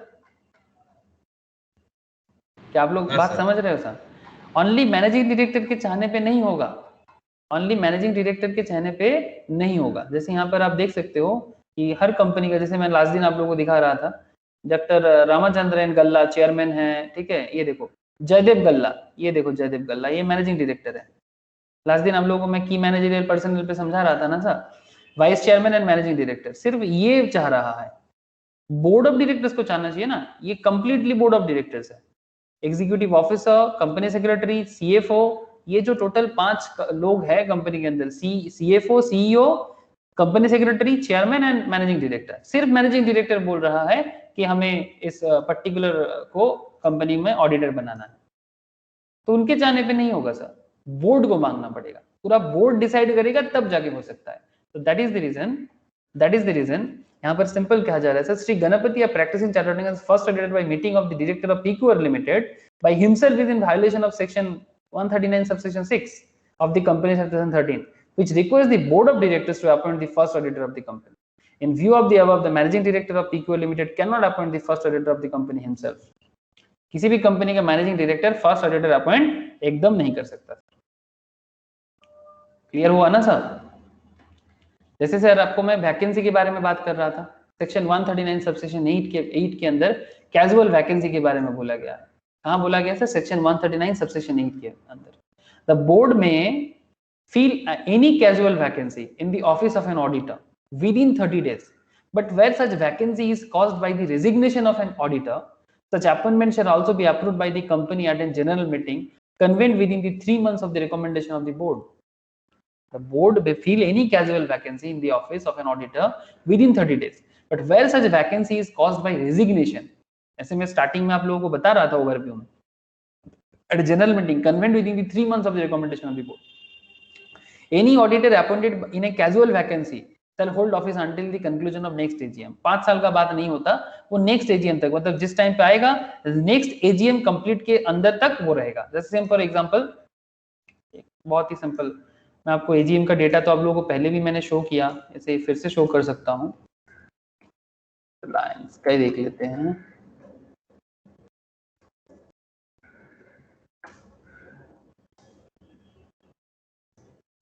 मनी कंट्रोल वगैरह में आपको एजीएम का डेटा वगैरह मिल जाता है, ठीक है, तो आप जाके चेक कर सकते हो।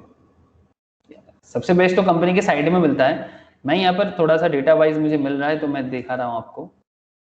As you can see it here, AGM EGM दिखाई दे रहा है, फटाफट देख के बताओ मुझे। ये रिलायंस का एजीएम ईजीएम का डेट का है, ऐसे 1 जून 2021 को इसका एजीएम हुआ है रिसेंटली, मतलब लास्ट मंथ मैंने शायद क्लास में भी मैंने बोल रहा था, ठीक है, उस टाइम पे। तो अगर मानो किसी को कंपनी में एजीएम के लिए किसी पर्टिकुलर टाइम पे रेजिग्नेशन के बाद बुलाया गया, तो सपोज मानो कि किसी ने लास्ट ईयर अपॉइंटमेंट की हुआ था या फिर बीच में हुआ था, तो जब तक ये 1 जून का एजीएम नहीं हो जाता, ठीक है, जब तक ये 1 जून का एजीएम नहीं हो जाता तब तक वो ऑडिटर रहेगा, तो वही बोल रहे हैं कि कभी भी अगर कैजुअल वैकेंसी क्रिएट होता है, any auditor appointed in casual vacancy shall hold office until the conclusion of the next AGM, मतलब जब होगा उसका नेक्स्ट एजीएम कंक्लूजन तक वो उस पर्टिकुलर कंपनी में एज एन ऑडिटर रहेगा। ये किस केस में? जब कैजुअल वैकेंसी फिलअप हो तो फिर casual vacancy of an auditor को याद रखिएगा, इंपॉर्टेंट पॉइंट है। Filing the casual vacancy by board within 30 days. If vacancy is caused by resignation, appointed by board shall also be approved by the company at a general meeting convened within 3 months of the recommendation of the board. 3 month के अंदर करना होगा। The auditors who appointed shall hold office until the conclusion of the next AGM. तो पहले casual vacancy के लिए board को apply करो 30 दिन के अंदर। ये वैकेंसी रेजिग्नेशन के कारण हुआ है तो फिर appointed by board shell also be approved, अगर बोर्ड अपॉइंट करेगा तो चलेगा। अप्रूव्ड बाय कंपनी, कंपनी को भी अप्रूव करना पड़ेगा, किसमें? जनरल मीटिंग में, जो जिसका कन्वेंशन, मतलब कन्वेन कब करना पड़ेगा? जनरल मीटिंग 3 मंथ के अंदर बोर्ड के रिकमेंडेशन के बाद। एंड ऑडिटर जिसको अपॉइंटमेंट किया जाएगा वो नेक्स्ट एजीएम के कंक्लूजन तक कंपनी का मतलब ऑडिटर पोस्ट होल्ड कर सकता है, ऑफिस को होल्ड कर सकता है। बोलो सर, समझ में आ रहा है कैजुअल वैकेंसी? सर एग्जांपल बता दो, थोड़ा क्लियर हो जाए। Prakash carries limited appointed Mr. Raman as its auditor in the annual general meeting held on 30th September 2019. Initially, he accepted the appointment, but he resigned from its office on 31st October. 30th September को appoint हुआ और 31st October 2019 को resign कर दिया personal reason से। हो सकता है, ऐसा हो सकता है, क्यों नहीं हो सकता? The board of directors seeks advice for filling of the vacancy by appointment of Mr. Albert as an auditor. Board of director advice मांग रहा है। In the present case, as the auditor has resigned, the casual vacancy so created can be filled up by the board appointing Mr. Albert. However, the appointment of Mr. Albert must be approved by the company by passing an ordinary resolution at general meeting of the company, which must be general meeting which must be convened by the board. Board को general meeting 3 month of the recommendation of the board के अंदर करना पड़ेगा। मतलब board ने जैसे ही mister Albert को रिकमेंड किया उसके बाद 3 महीने के अंदर जनरल मीटिंग करना पड़ेगा। Mr. Albert will entitled to hold office till the conclusion of the next AGM. बोलो सर, ये मिस्टर एल्बर्ट का केस क्लियर हुआ कि नहीं हुआ? हेलो, अरे बोलो सर। Yes sir. ठीक है, तो सिंपल पॉइंट है सर, थोड़ा कॉन्सेप्ट लेके चलोगे समझ में एकदम आता जाएगा। ठीक है, appointment of auditor in case of government company, ऐसे तो मैं आपको बताया कैग का काम है sir, controller and auditor general of India. ऐसे मैं बार बार कैग के बारे में बोल रहा हूँ। अगर किसी को भी गवर्नमेंट लाइन में पक्का मतलब जाना है, एकदम ऑथोरिटी लेके जाना है, तो आप लोग के पास अच्छा मौका है सर कि आप लोग ऐसे CA CS जा सकते हो CMA के हिसाब से। एग्जाम इजीली क्रैक कर पाओगे कंपैरेटिवली बाकी लोगों से, ठीक है। Okay, the appointment of auditor in case of government company और any other company controlled by the state government और the central government, section 139(5) subsection 139 subsection 5, 139 subsection 7 and 139 subsection 8, ठीक है। मतलब ये किस तरह का ऑडिट का बात किया जा रहा है, किस तरह का auditor, auditors in case of government company और एनी अदर कंपनी जो स्टेट गवर्नमेंट या सेंट्रल गवर्नमेंट हैंडल करते हैं। तो as per section 139 subsection 5, controller, controller and auditor general of India shall in respect of a financial year appoint an auditor duly qualified be appointed as an auditor of companies under this act in the case of a government company, any other company owned or controlled directly or indirectly by the central government or any state government or government or partly by central partly by state, कुछ भी हो सकता है। The auditor shall appoint within a period of 180 days from the commencement of the financial year, financial year start के 180 days के अंदर an auditor appointed shall hold office till the conclusion of the next AGM, next annual general meeting तक वो office hold कर सकता है। उसके बाद जो भी रूल है उसके बाद फिर से अपॉइंटमेंट। ओके, तो यहाँ पर पूरा का पूरा प्रोसेस बोला हुआ है जो मैंने अभी आपको पढ़ाया, फटाफट प्रोसेस देख लो। Controller and auditor general of India within 180 days from the commencement of the financial year, मतलब से फॉर एग्जांपल 1920 या 2021, करेंटली क्या चल रहा है 21-22, ठीक है। तो 21-22 फाइनेंशियल ईयर स्टार्ट हुआ है 1 अप्रैल को, तो 1 अप्रैल के 180 दिन के अंदर आप अपॉइंट कर दो, मतलब अगर आप गवर्नमेंट कंपनी में ऑडिटर लगा रहे हो तो appoint an auditor duly qualified to appointed as an auditor of, okay, shall hold office till the conclusion of next AGM, appointed of auditor by CAG in respect of financial year, government company में कर सकता है, any other company owned and controlled directly indirectly by the central government or the state government or partly by the central partly by the state, कुछ भी हो सकता है। Basically government का कंट्रोलिंग होने से ही उसको गवर्नमेंट कंपनी बोलते हैं, जहां पर गवर्नमेंट का स्टेक 50% से ज्यादा हो उसी को गवर्नमेंट कंपनी कहते हैं। ये तो आप लोग जानते ही हो, बेसिक्स ऑफ कंपनी लॉ है। Now this is the area, I hope clear है सर, बोलो। तो गवर्नमेंट कंपनी के केस में फर्स्ट ऑडिटर के बारे में क्या कहा है, sir case of government company, okay, in case a government company 139 subsection 7, any other company owned or controlled directly indirectly by the central government or any state government or government or partly by central partly by state, the first auditor shall be appointed by the comptroller and auditor general of India within 60 days from the date of registration of the company। ये भी मैंने आपको starting में ही summary करके बताया था, याद करो, ये भी हम लोगों ने पढ़ चुका है, एकदम स्टार्टिंग में मैं इसी के बारे में बात कर रहा था। ये देखो 60 डेज अपॉइंटमेंट गवर्नमेंट कंपनी का first auditor, application of first auditor post in corporation, ठीक है। ये सब मैंने एक बार करके आपको बता दिया, अब थोड़ा मैं डिटेल्स में बोल दे रहा हूँ, ठीक है। तो फर्स्ट ऑडिटर 60 दिन के अंदर करना पड़ेगा। In case the CAG does not appoint, अगर सीएजी नहीं करता है तो फिर बोर्ड कर सकता है, अगर बोर्ड नहीं करेगा तो मेंबर कर सकता है।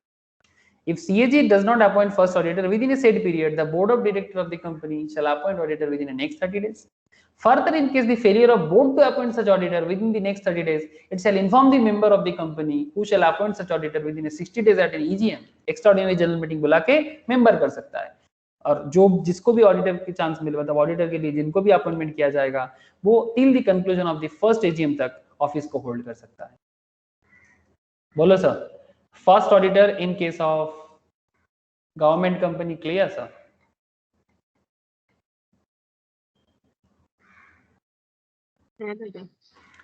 कैजुअल वैकेंसी के बारे में गवर्नमेंट कंपनी क्या कहता है, ये भी मैंने आपको एक बार बताया। In case of a company whose account are subject to audit by an auditor appointed by CAG, अगर किसी का ऑडिट सीएजी के थ्रू से होता है, specially government and government controlled company, casual vacancy of an auditor shall be filed by CAG with in 30 days. In case of CAG does not fill vacancy within a set period, the board of directors shall fill the vacancy within next 30 days. एक बार go through करना, clear हो जाएगा, ठीक है। ये 30-30 दिन का जो खेल है ना, ये थोड़ा याद रखना जरूरी है sir. Reappointment of retiring auditor 139 subsection 9, 10 and 11. A retiring auditor may be reappointed. A retiring auditor may be,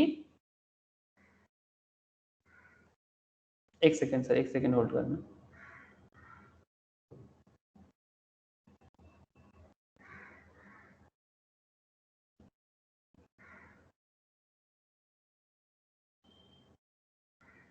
एक सेकंड रुको।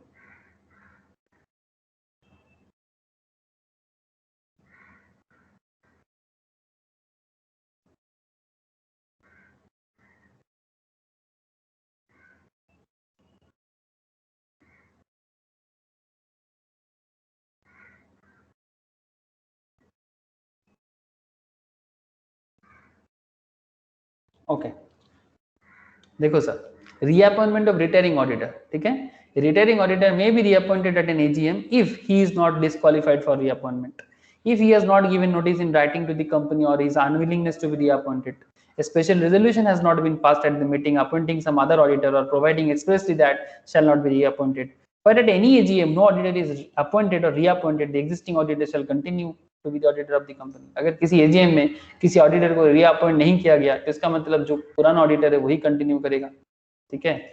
सेक्शन 139 सबसेक्शन 11 ऑडिट कमेटी का रिकमेंडेशन क्या है एक बार देख लो। ऑडिट कमेटी का recommendation, audit committees recommendation, section where the company is required to constitute an audit committee, जहां पर कंपनी को ऑडिट कमिटी कंस्टिट्यूट करना रिकमेंडेड मतलब मैंडेटरी है, सेक्शन 177। और इसका क्या रूल है आपको मैंने बताया, 50 करोड़ 100 करोड़ और 10 करोड़ टर्नओवर का एक केस है ना सर, इनको अपॉइंट करना पड़ता है audit committee, including the filing of a casual vacancy of an auditor under this sections have been made after taking into an account the recommendation of such committee as per NFRA।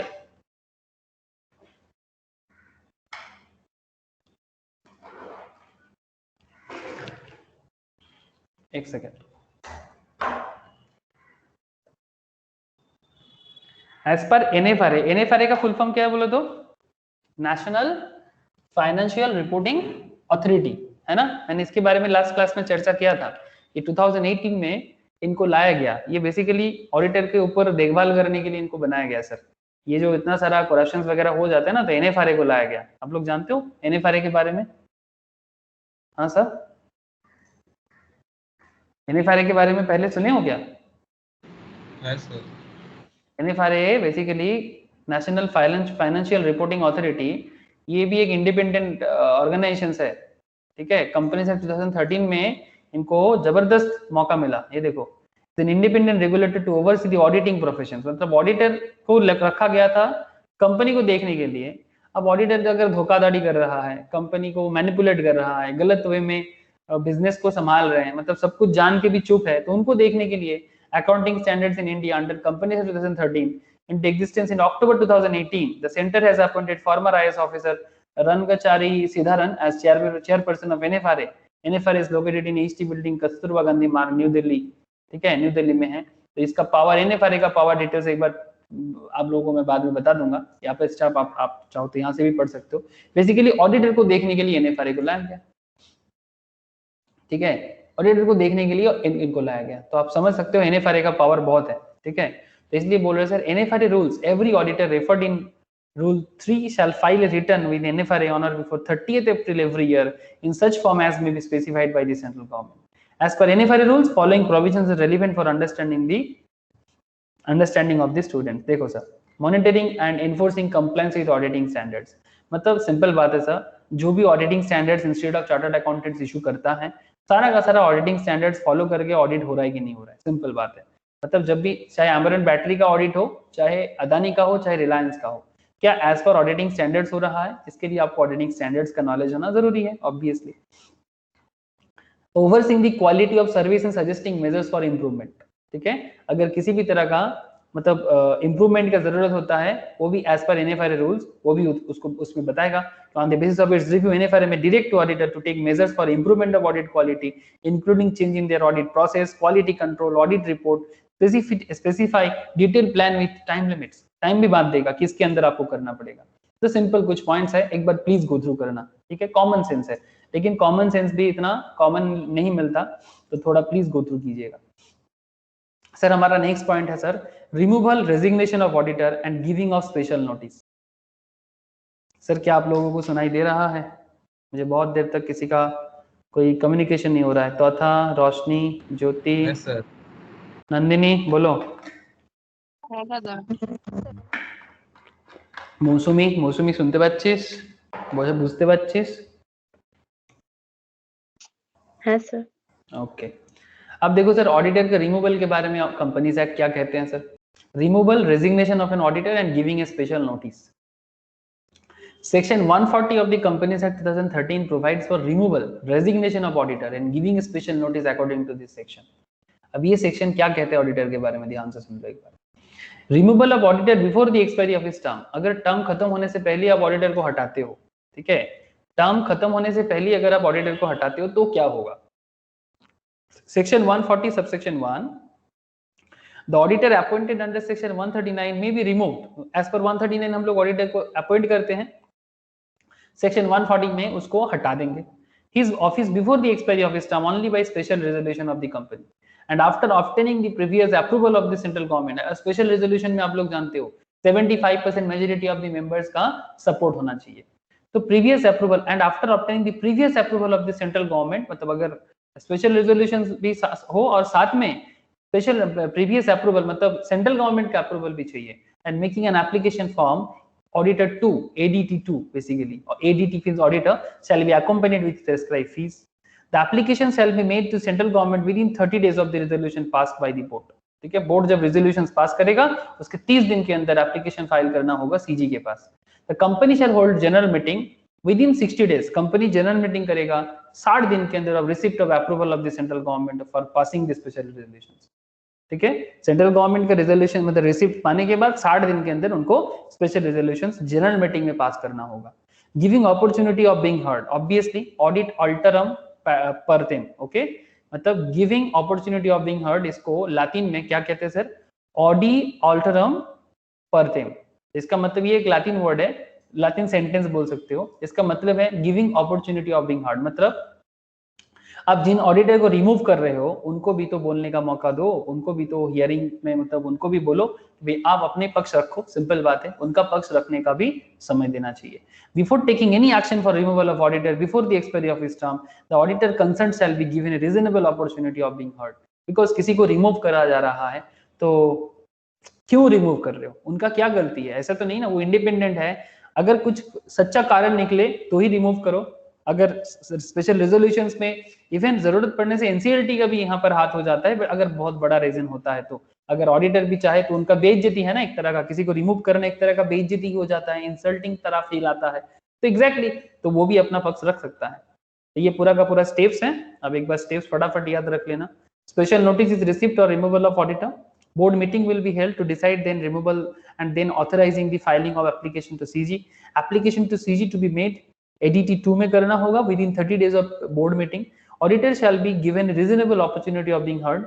Auditor removal can be done only through special resolution. अच्छा sorry, यहाँ पर मैंने बोल गया ये point, sorry.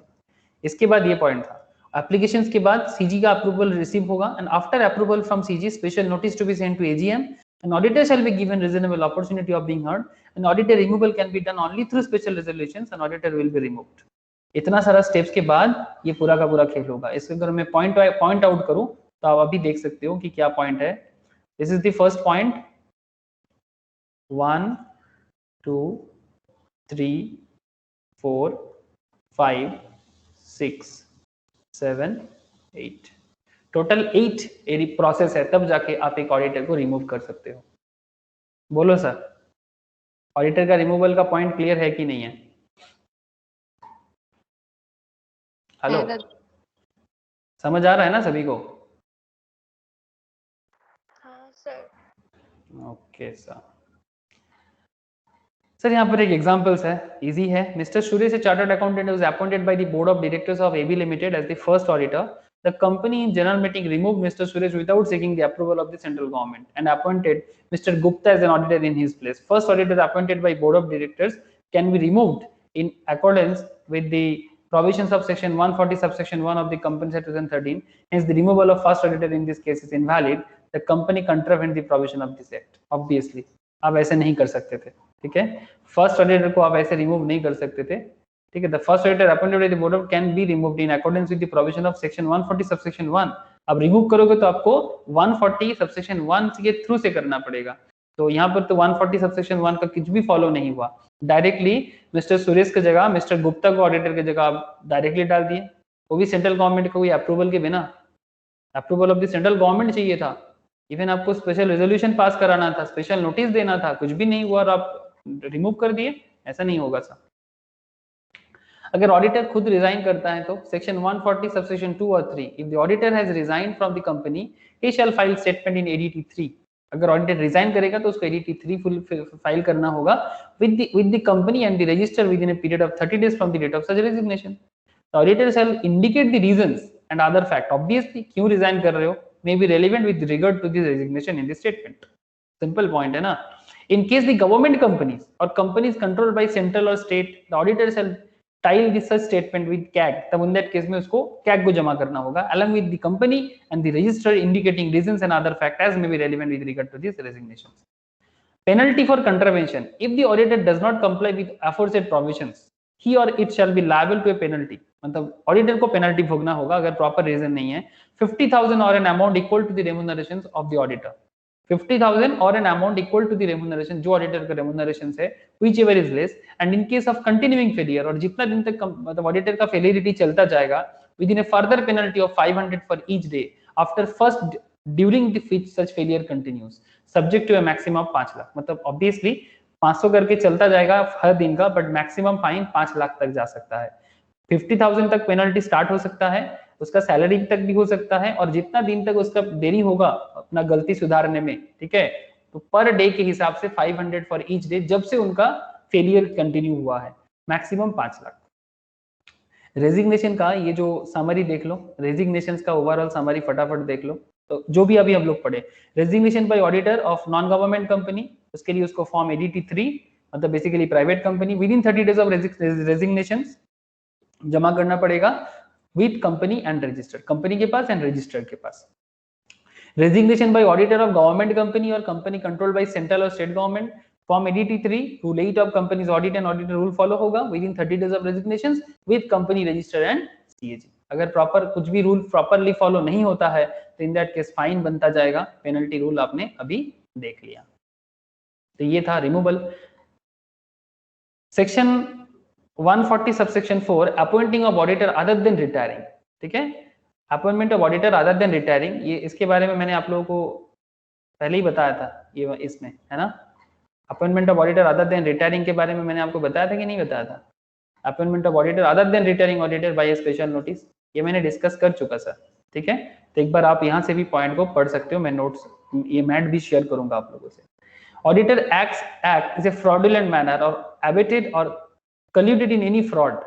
On satisfaction of tribunal that the auditor of a company has acted in a fraudulent manner without prejudice to any action under the provision of this act or any other law for the time being in force, the tribunal क्या कर सकता है, either suo motu मतलब own motion में. suo motu का मतलब क्या होता है sir, suo motu means own motions मतलब अब खुद आके on an application made it to the central government or by any person concerned, if it is satisfied that auditor of a company has whether directly or indirectly acted in a fraudulent manner or abetted or colluded in any fraud or by in relation to any company or its director or officer, it may by order direct the company to change its auditors.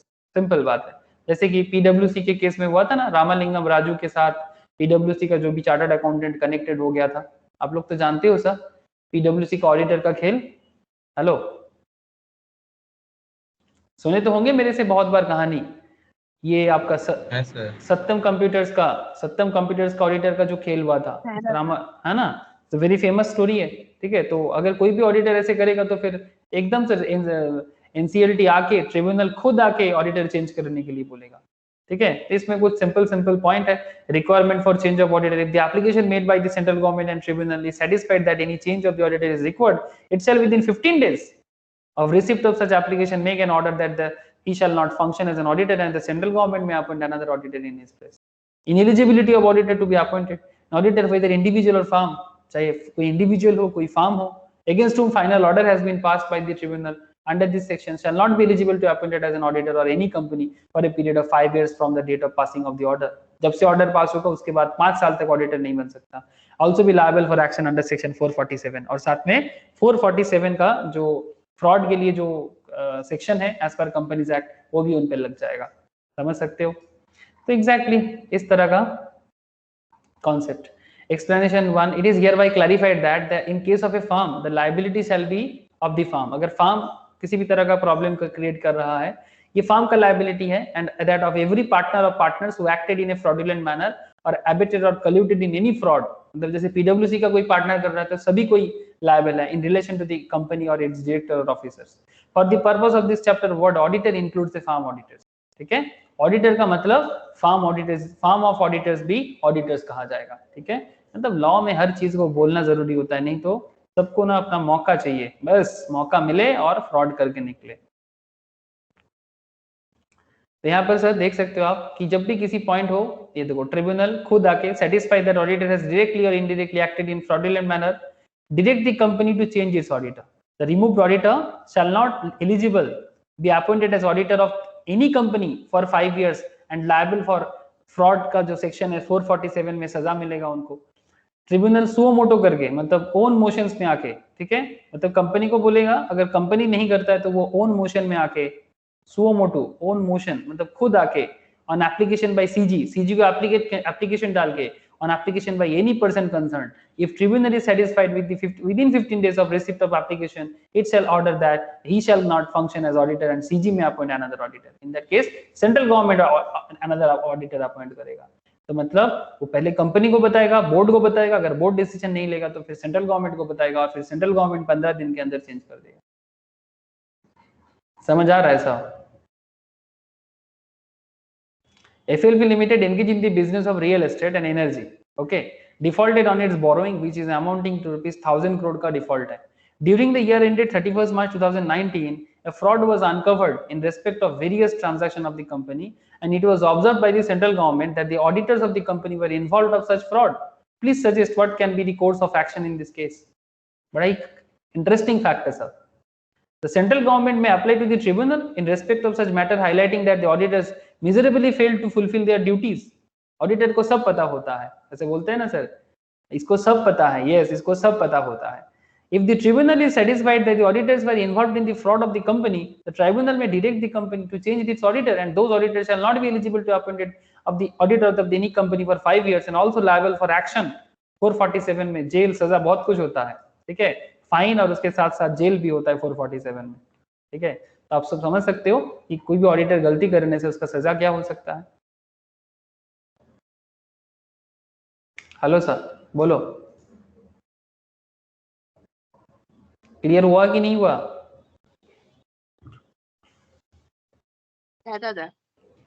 ठीक है। And एक important point और एक थोड़ा बहुत बता देता हूं sir. Eligibility, qualification, disqualification of auditor section 141 में कहा है, अगर आप क्वालिफिकेशन देखना चाहते हो, a person shall be eligible to be appointed as an auditor of a company only if he is a chartered accountant with the meaning of Chartered Accountants Act 1949। India में तो यही है, ठीक है, किसी बाहर कंट्री का डिग्री लेके आप इंडिया में चार्टर्ड नहीं बन सकते। A firm wherein majority of partners practicing in India are qualified for appointment as aforesaid may be appointed, मतलब पॉइंट ए अगर फुलफिल करता है, the firm named to be auditor of the company। Where a firm including a LLP, limited liability partnership, is appointed as an auditor of the company, only the partners who are chartered accountant, मतलब जो partner सिर्फ chartered accountant है सिर्फ वही, मतलब partner non chartered accountant भी partner हो सकता है, ऐसा कोई जरूरी नहीं कि नॉन चार्टर्ड पार्टनर नहीं बन सकता, बट पार्टनर मतलब चार्टर्ड अकाउंटेंट जो पार्टनर है बट वो चार्टर्ड भी है, authorised to act in sign on behalf of the firm, वही कर सकता है, जिनके पास बेसिकली ICAI का लाइसेंस हो और CA फाइनल पास के बाद उन्होंने प्रैक्टिसिंग लाइसेंस लेके रखा हो, मेंबर भी हो, वही कर सकता है।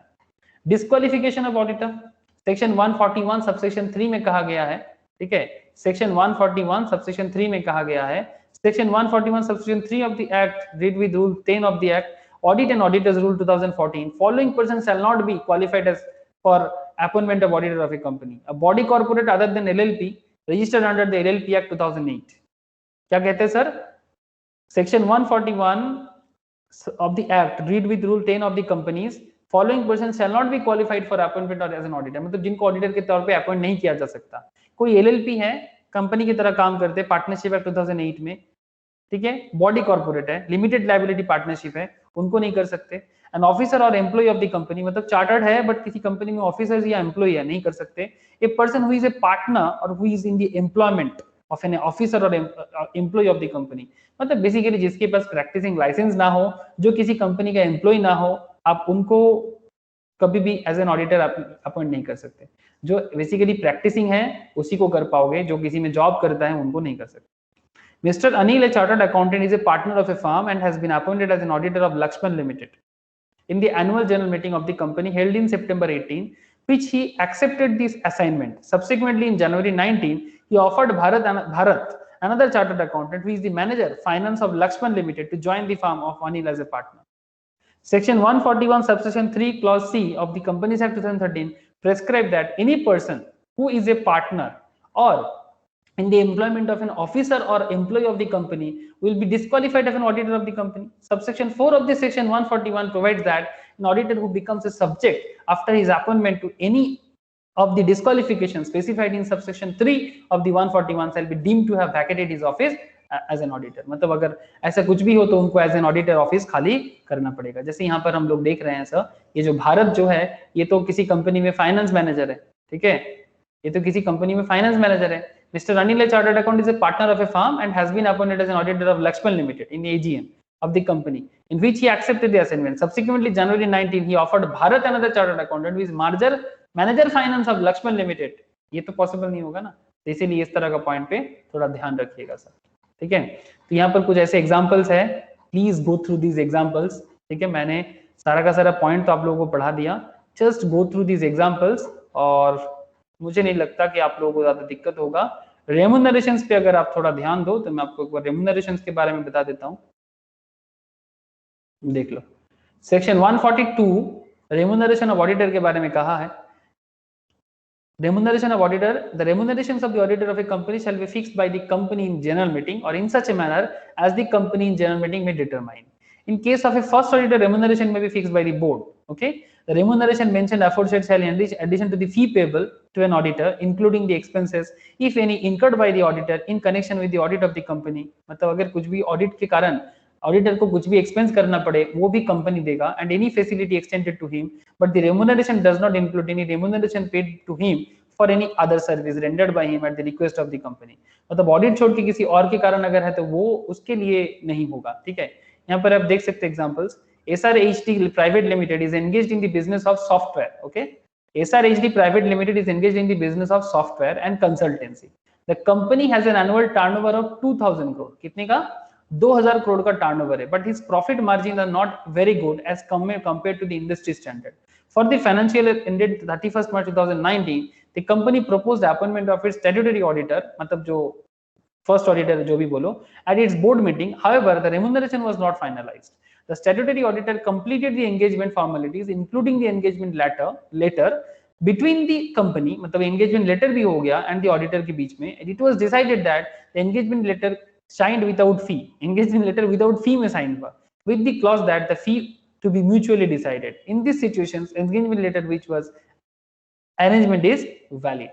मतलब in this मतलब हो सकता है कि बिना फी का एंगेजमेंट लेटर साइन हुआ है, बट ये एंगेजमेंट लेटर को वैलिड माना जाएगा, उसमें कोई प्रॉब्लम नहीं है। मतलब ऑडिटर ऐसे कर सकते हैं, ये म्यूचुअली डिसाइड होगा, इसमें कोई प्रॉब्लम नहीं है। आप समझ सकते हो सर, ऐसे ऑडिटर का रेम्यूनरेशन डिसाइड कंपनी करेगा, इसलिए ये पॉइंट एकदम क्लियरली बता रहा है। In the case of first auditor, remuneration may be fixed by board.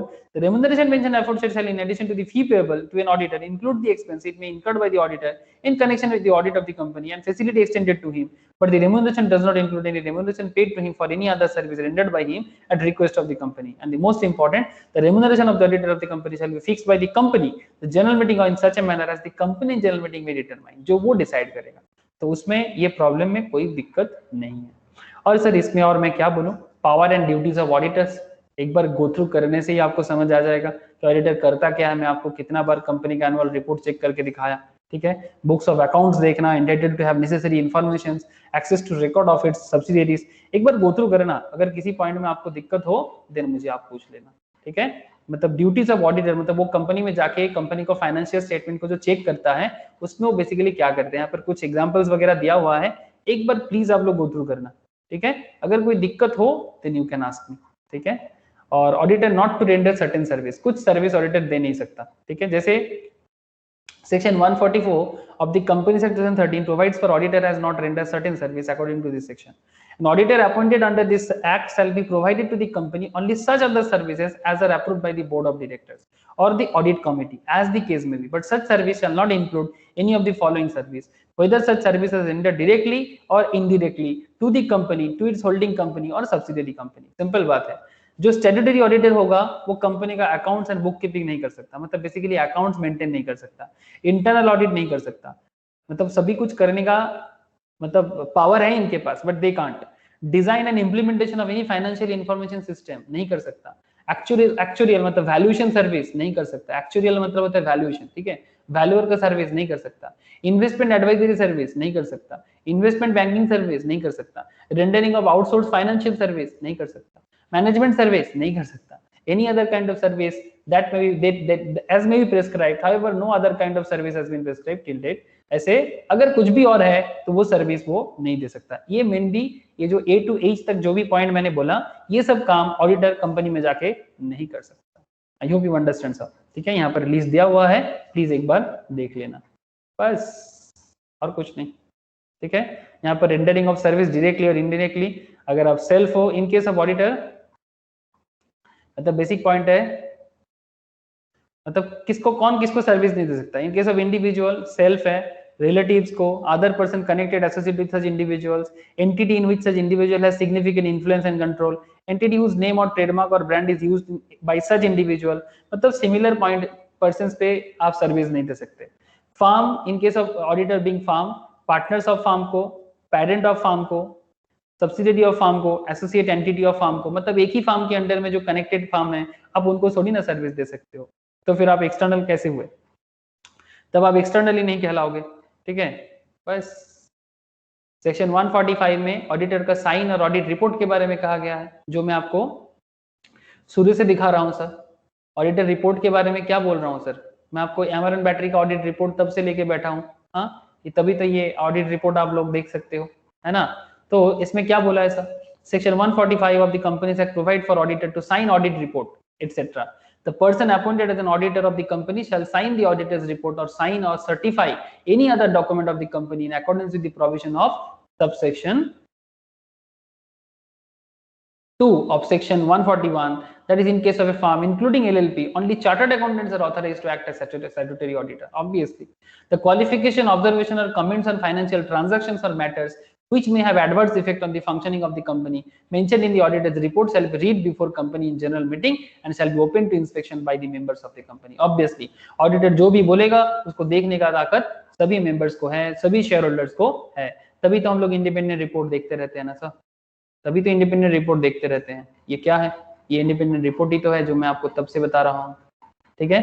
तो ये ऑडिटर अपना ऑडिट रिपोर्ट जरूर कर सकता है एज पर सेक्शन 145 के हिसाब से। आई होप सर आपको समझ आ रहा है।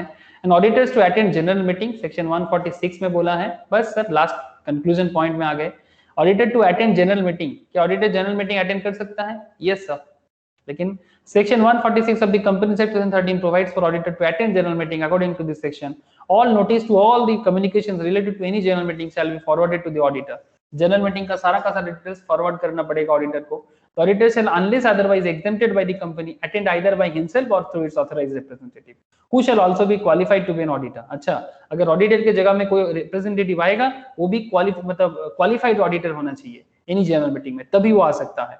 The auditor shall have right to be heard to such meeting on any part of the business which concern him as an auditor. अगर कुछ भी एज एन ऑडिटर किसी उस पर्टिकुलर मीटिंग में कुछ भी कहने का जरूरत पड़ा तो ऑडिटर को वो कहने का मौका मिलना चाहिए, वो राइट ऑडिटर के पास है। मतलब जनरल मीटिंग में ऐसे आके बैठने के लिए नहीं आएगा ऑडिटर। अगर किसी पर्टिकुलर पॉइंट पे ऑडिट रिलेटेड किसी भी पॉइंट है जो प्रॉब्लम हो सकता है एज एन ऑडिटर, अगर उनको फील हो तो वो जनरल मीटिंग में कंपनी को वो बता सकता है। Punishment for contravention section 147 punishment भी देता है ऑडिटर को, अगर वो किसी भी रूल को प्रॉपर्ली फॉलो नहीं करता तो बहुत सारा प्रॉफिट मतलब पेनल्टी है सर ऑडिटर के लिए, देख लो। Penalty on company if any of the provision of section 139 से लेके 146 both inclusive is contravene the company shall be punishable with fine which shall not be less than 25,000, 25,000 से कम नहीं और 5 लाख तक वो एक्सटेंड हो सकता है। जो भी officers if any of the provision of section 139 to 146 मतलब audit and auditors related is contravene every officer of the company who is in default shall be punishable with imprisonment for term extended to 1 year, 1 साल तक jail हो सकता है। ये किसके लिए? Company and officers के लिए। फाइन भी हो सकता है 10,000 मैक्सिमम 1 लाख, इवन जेल और फाइन दोनों हो सकता है, ठीक है। ये किसके लिए सर? ये कंपनी के लिए। मतलब कंपनी अगर ऑडिट एंड ऑडिटर रिलेटेड किसी भी तरह का गलती करता है तो, प्रोविजंस अगर मेंटेन नहीं करता है तो, और अगर बात ऑडिटर पे आए तो देख लो सब। If an auditor section 147 subsection 2 and subsection 3 में कहा गया है, if N auditor of a company contravenes any of the provision of section 139, 143, 144 और section 145, the auditor shell be punishable with the fine which shall not be less than 25,000 but which may extend to 5 lakh. और 4 times of the remuneration, जितना उसका remuneration होगा उसका 4 गुना जो कम होगा, मतलब अगर 5 लाख और रेम्यूनरेशन का 4 गुना जो कम होगा, ठीक है, उनका रेम्यूनरेशन का 4 गुना अमाउंट और 5 लाख, इन दोनों में से जो कम होगा, या 25,000, ठीक है, जो कम होगा उसी को पेनल्टी किया जाएगा.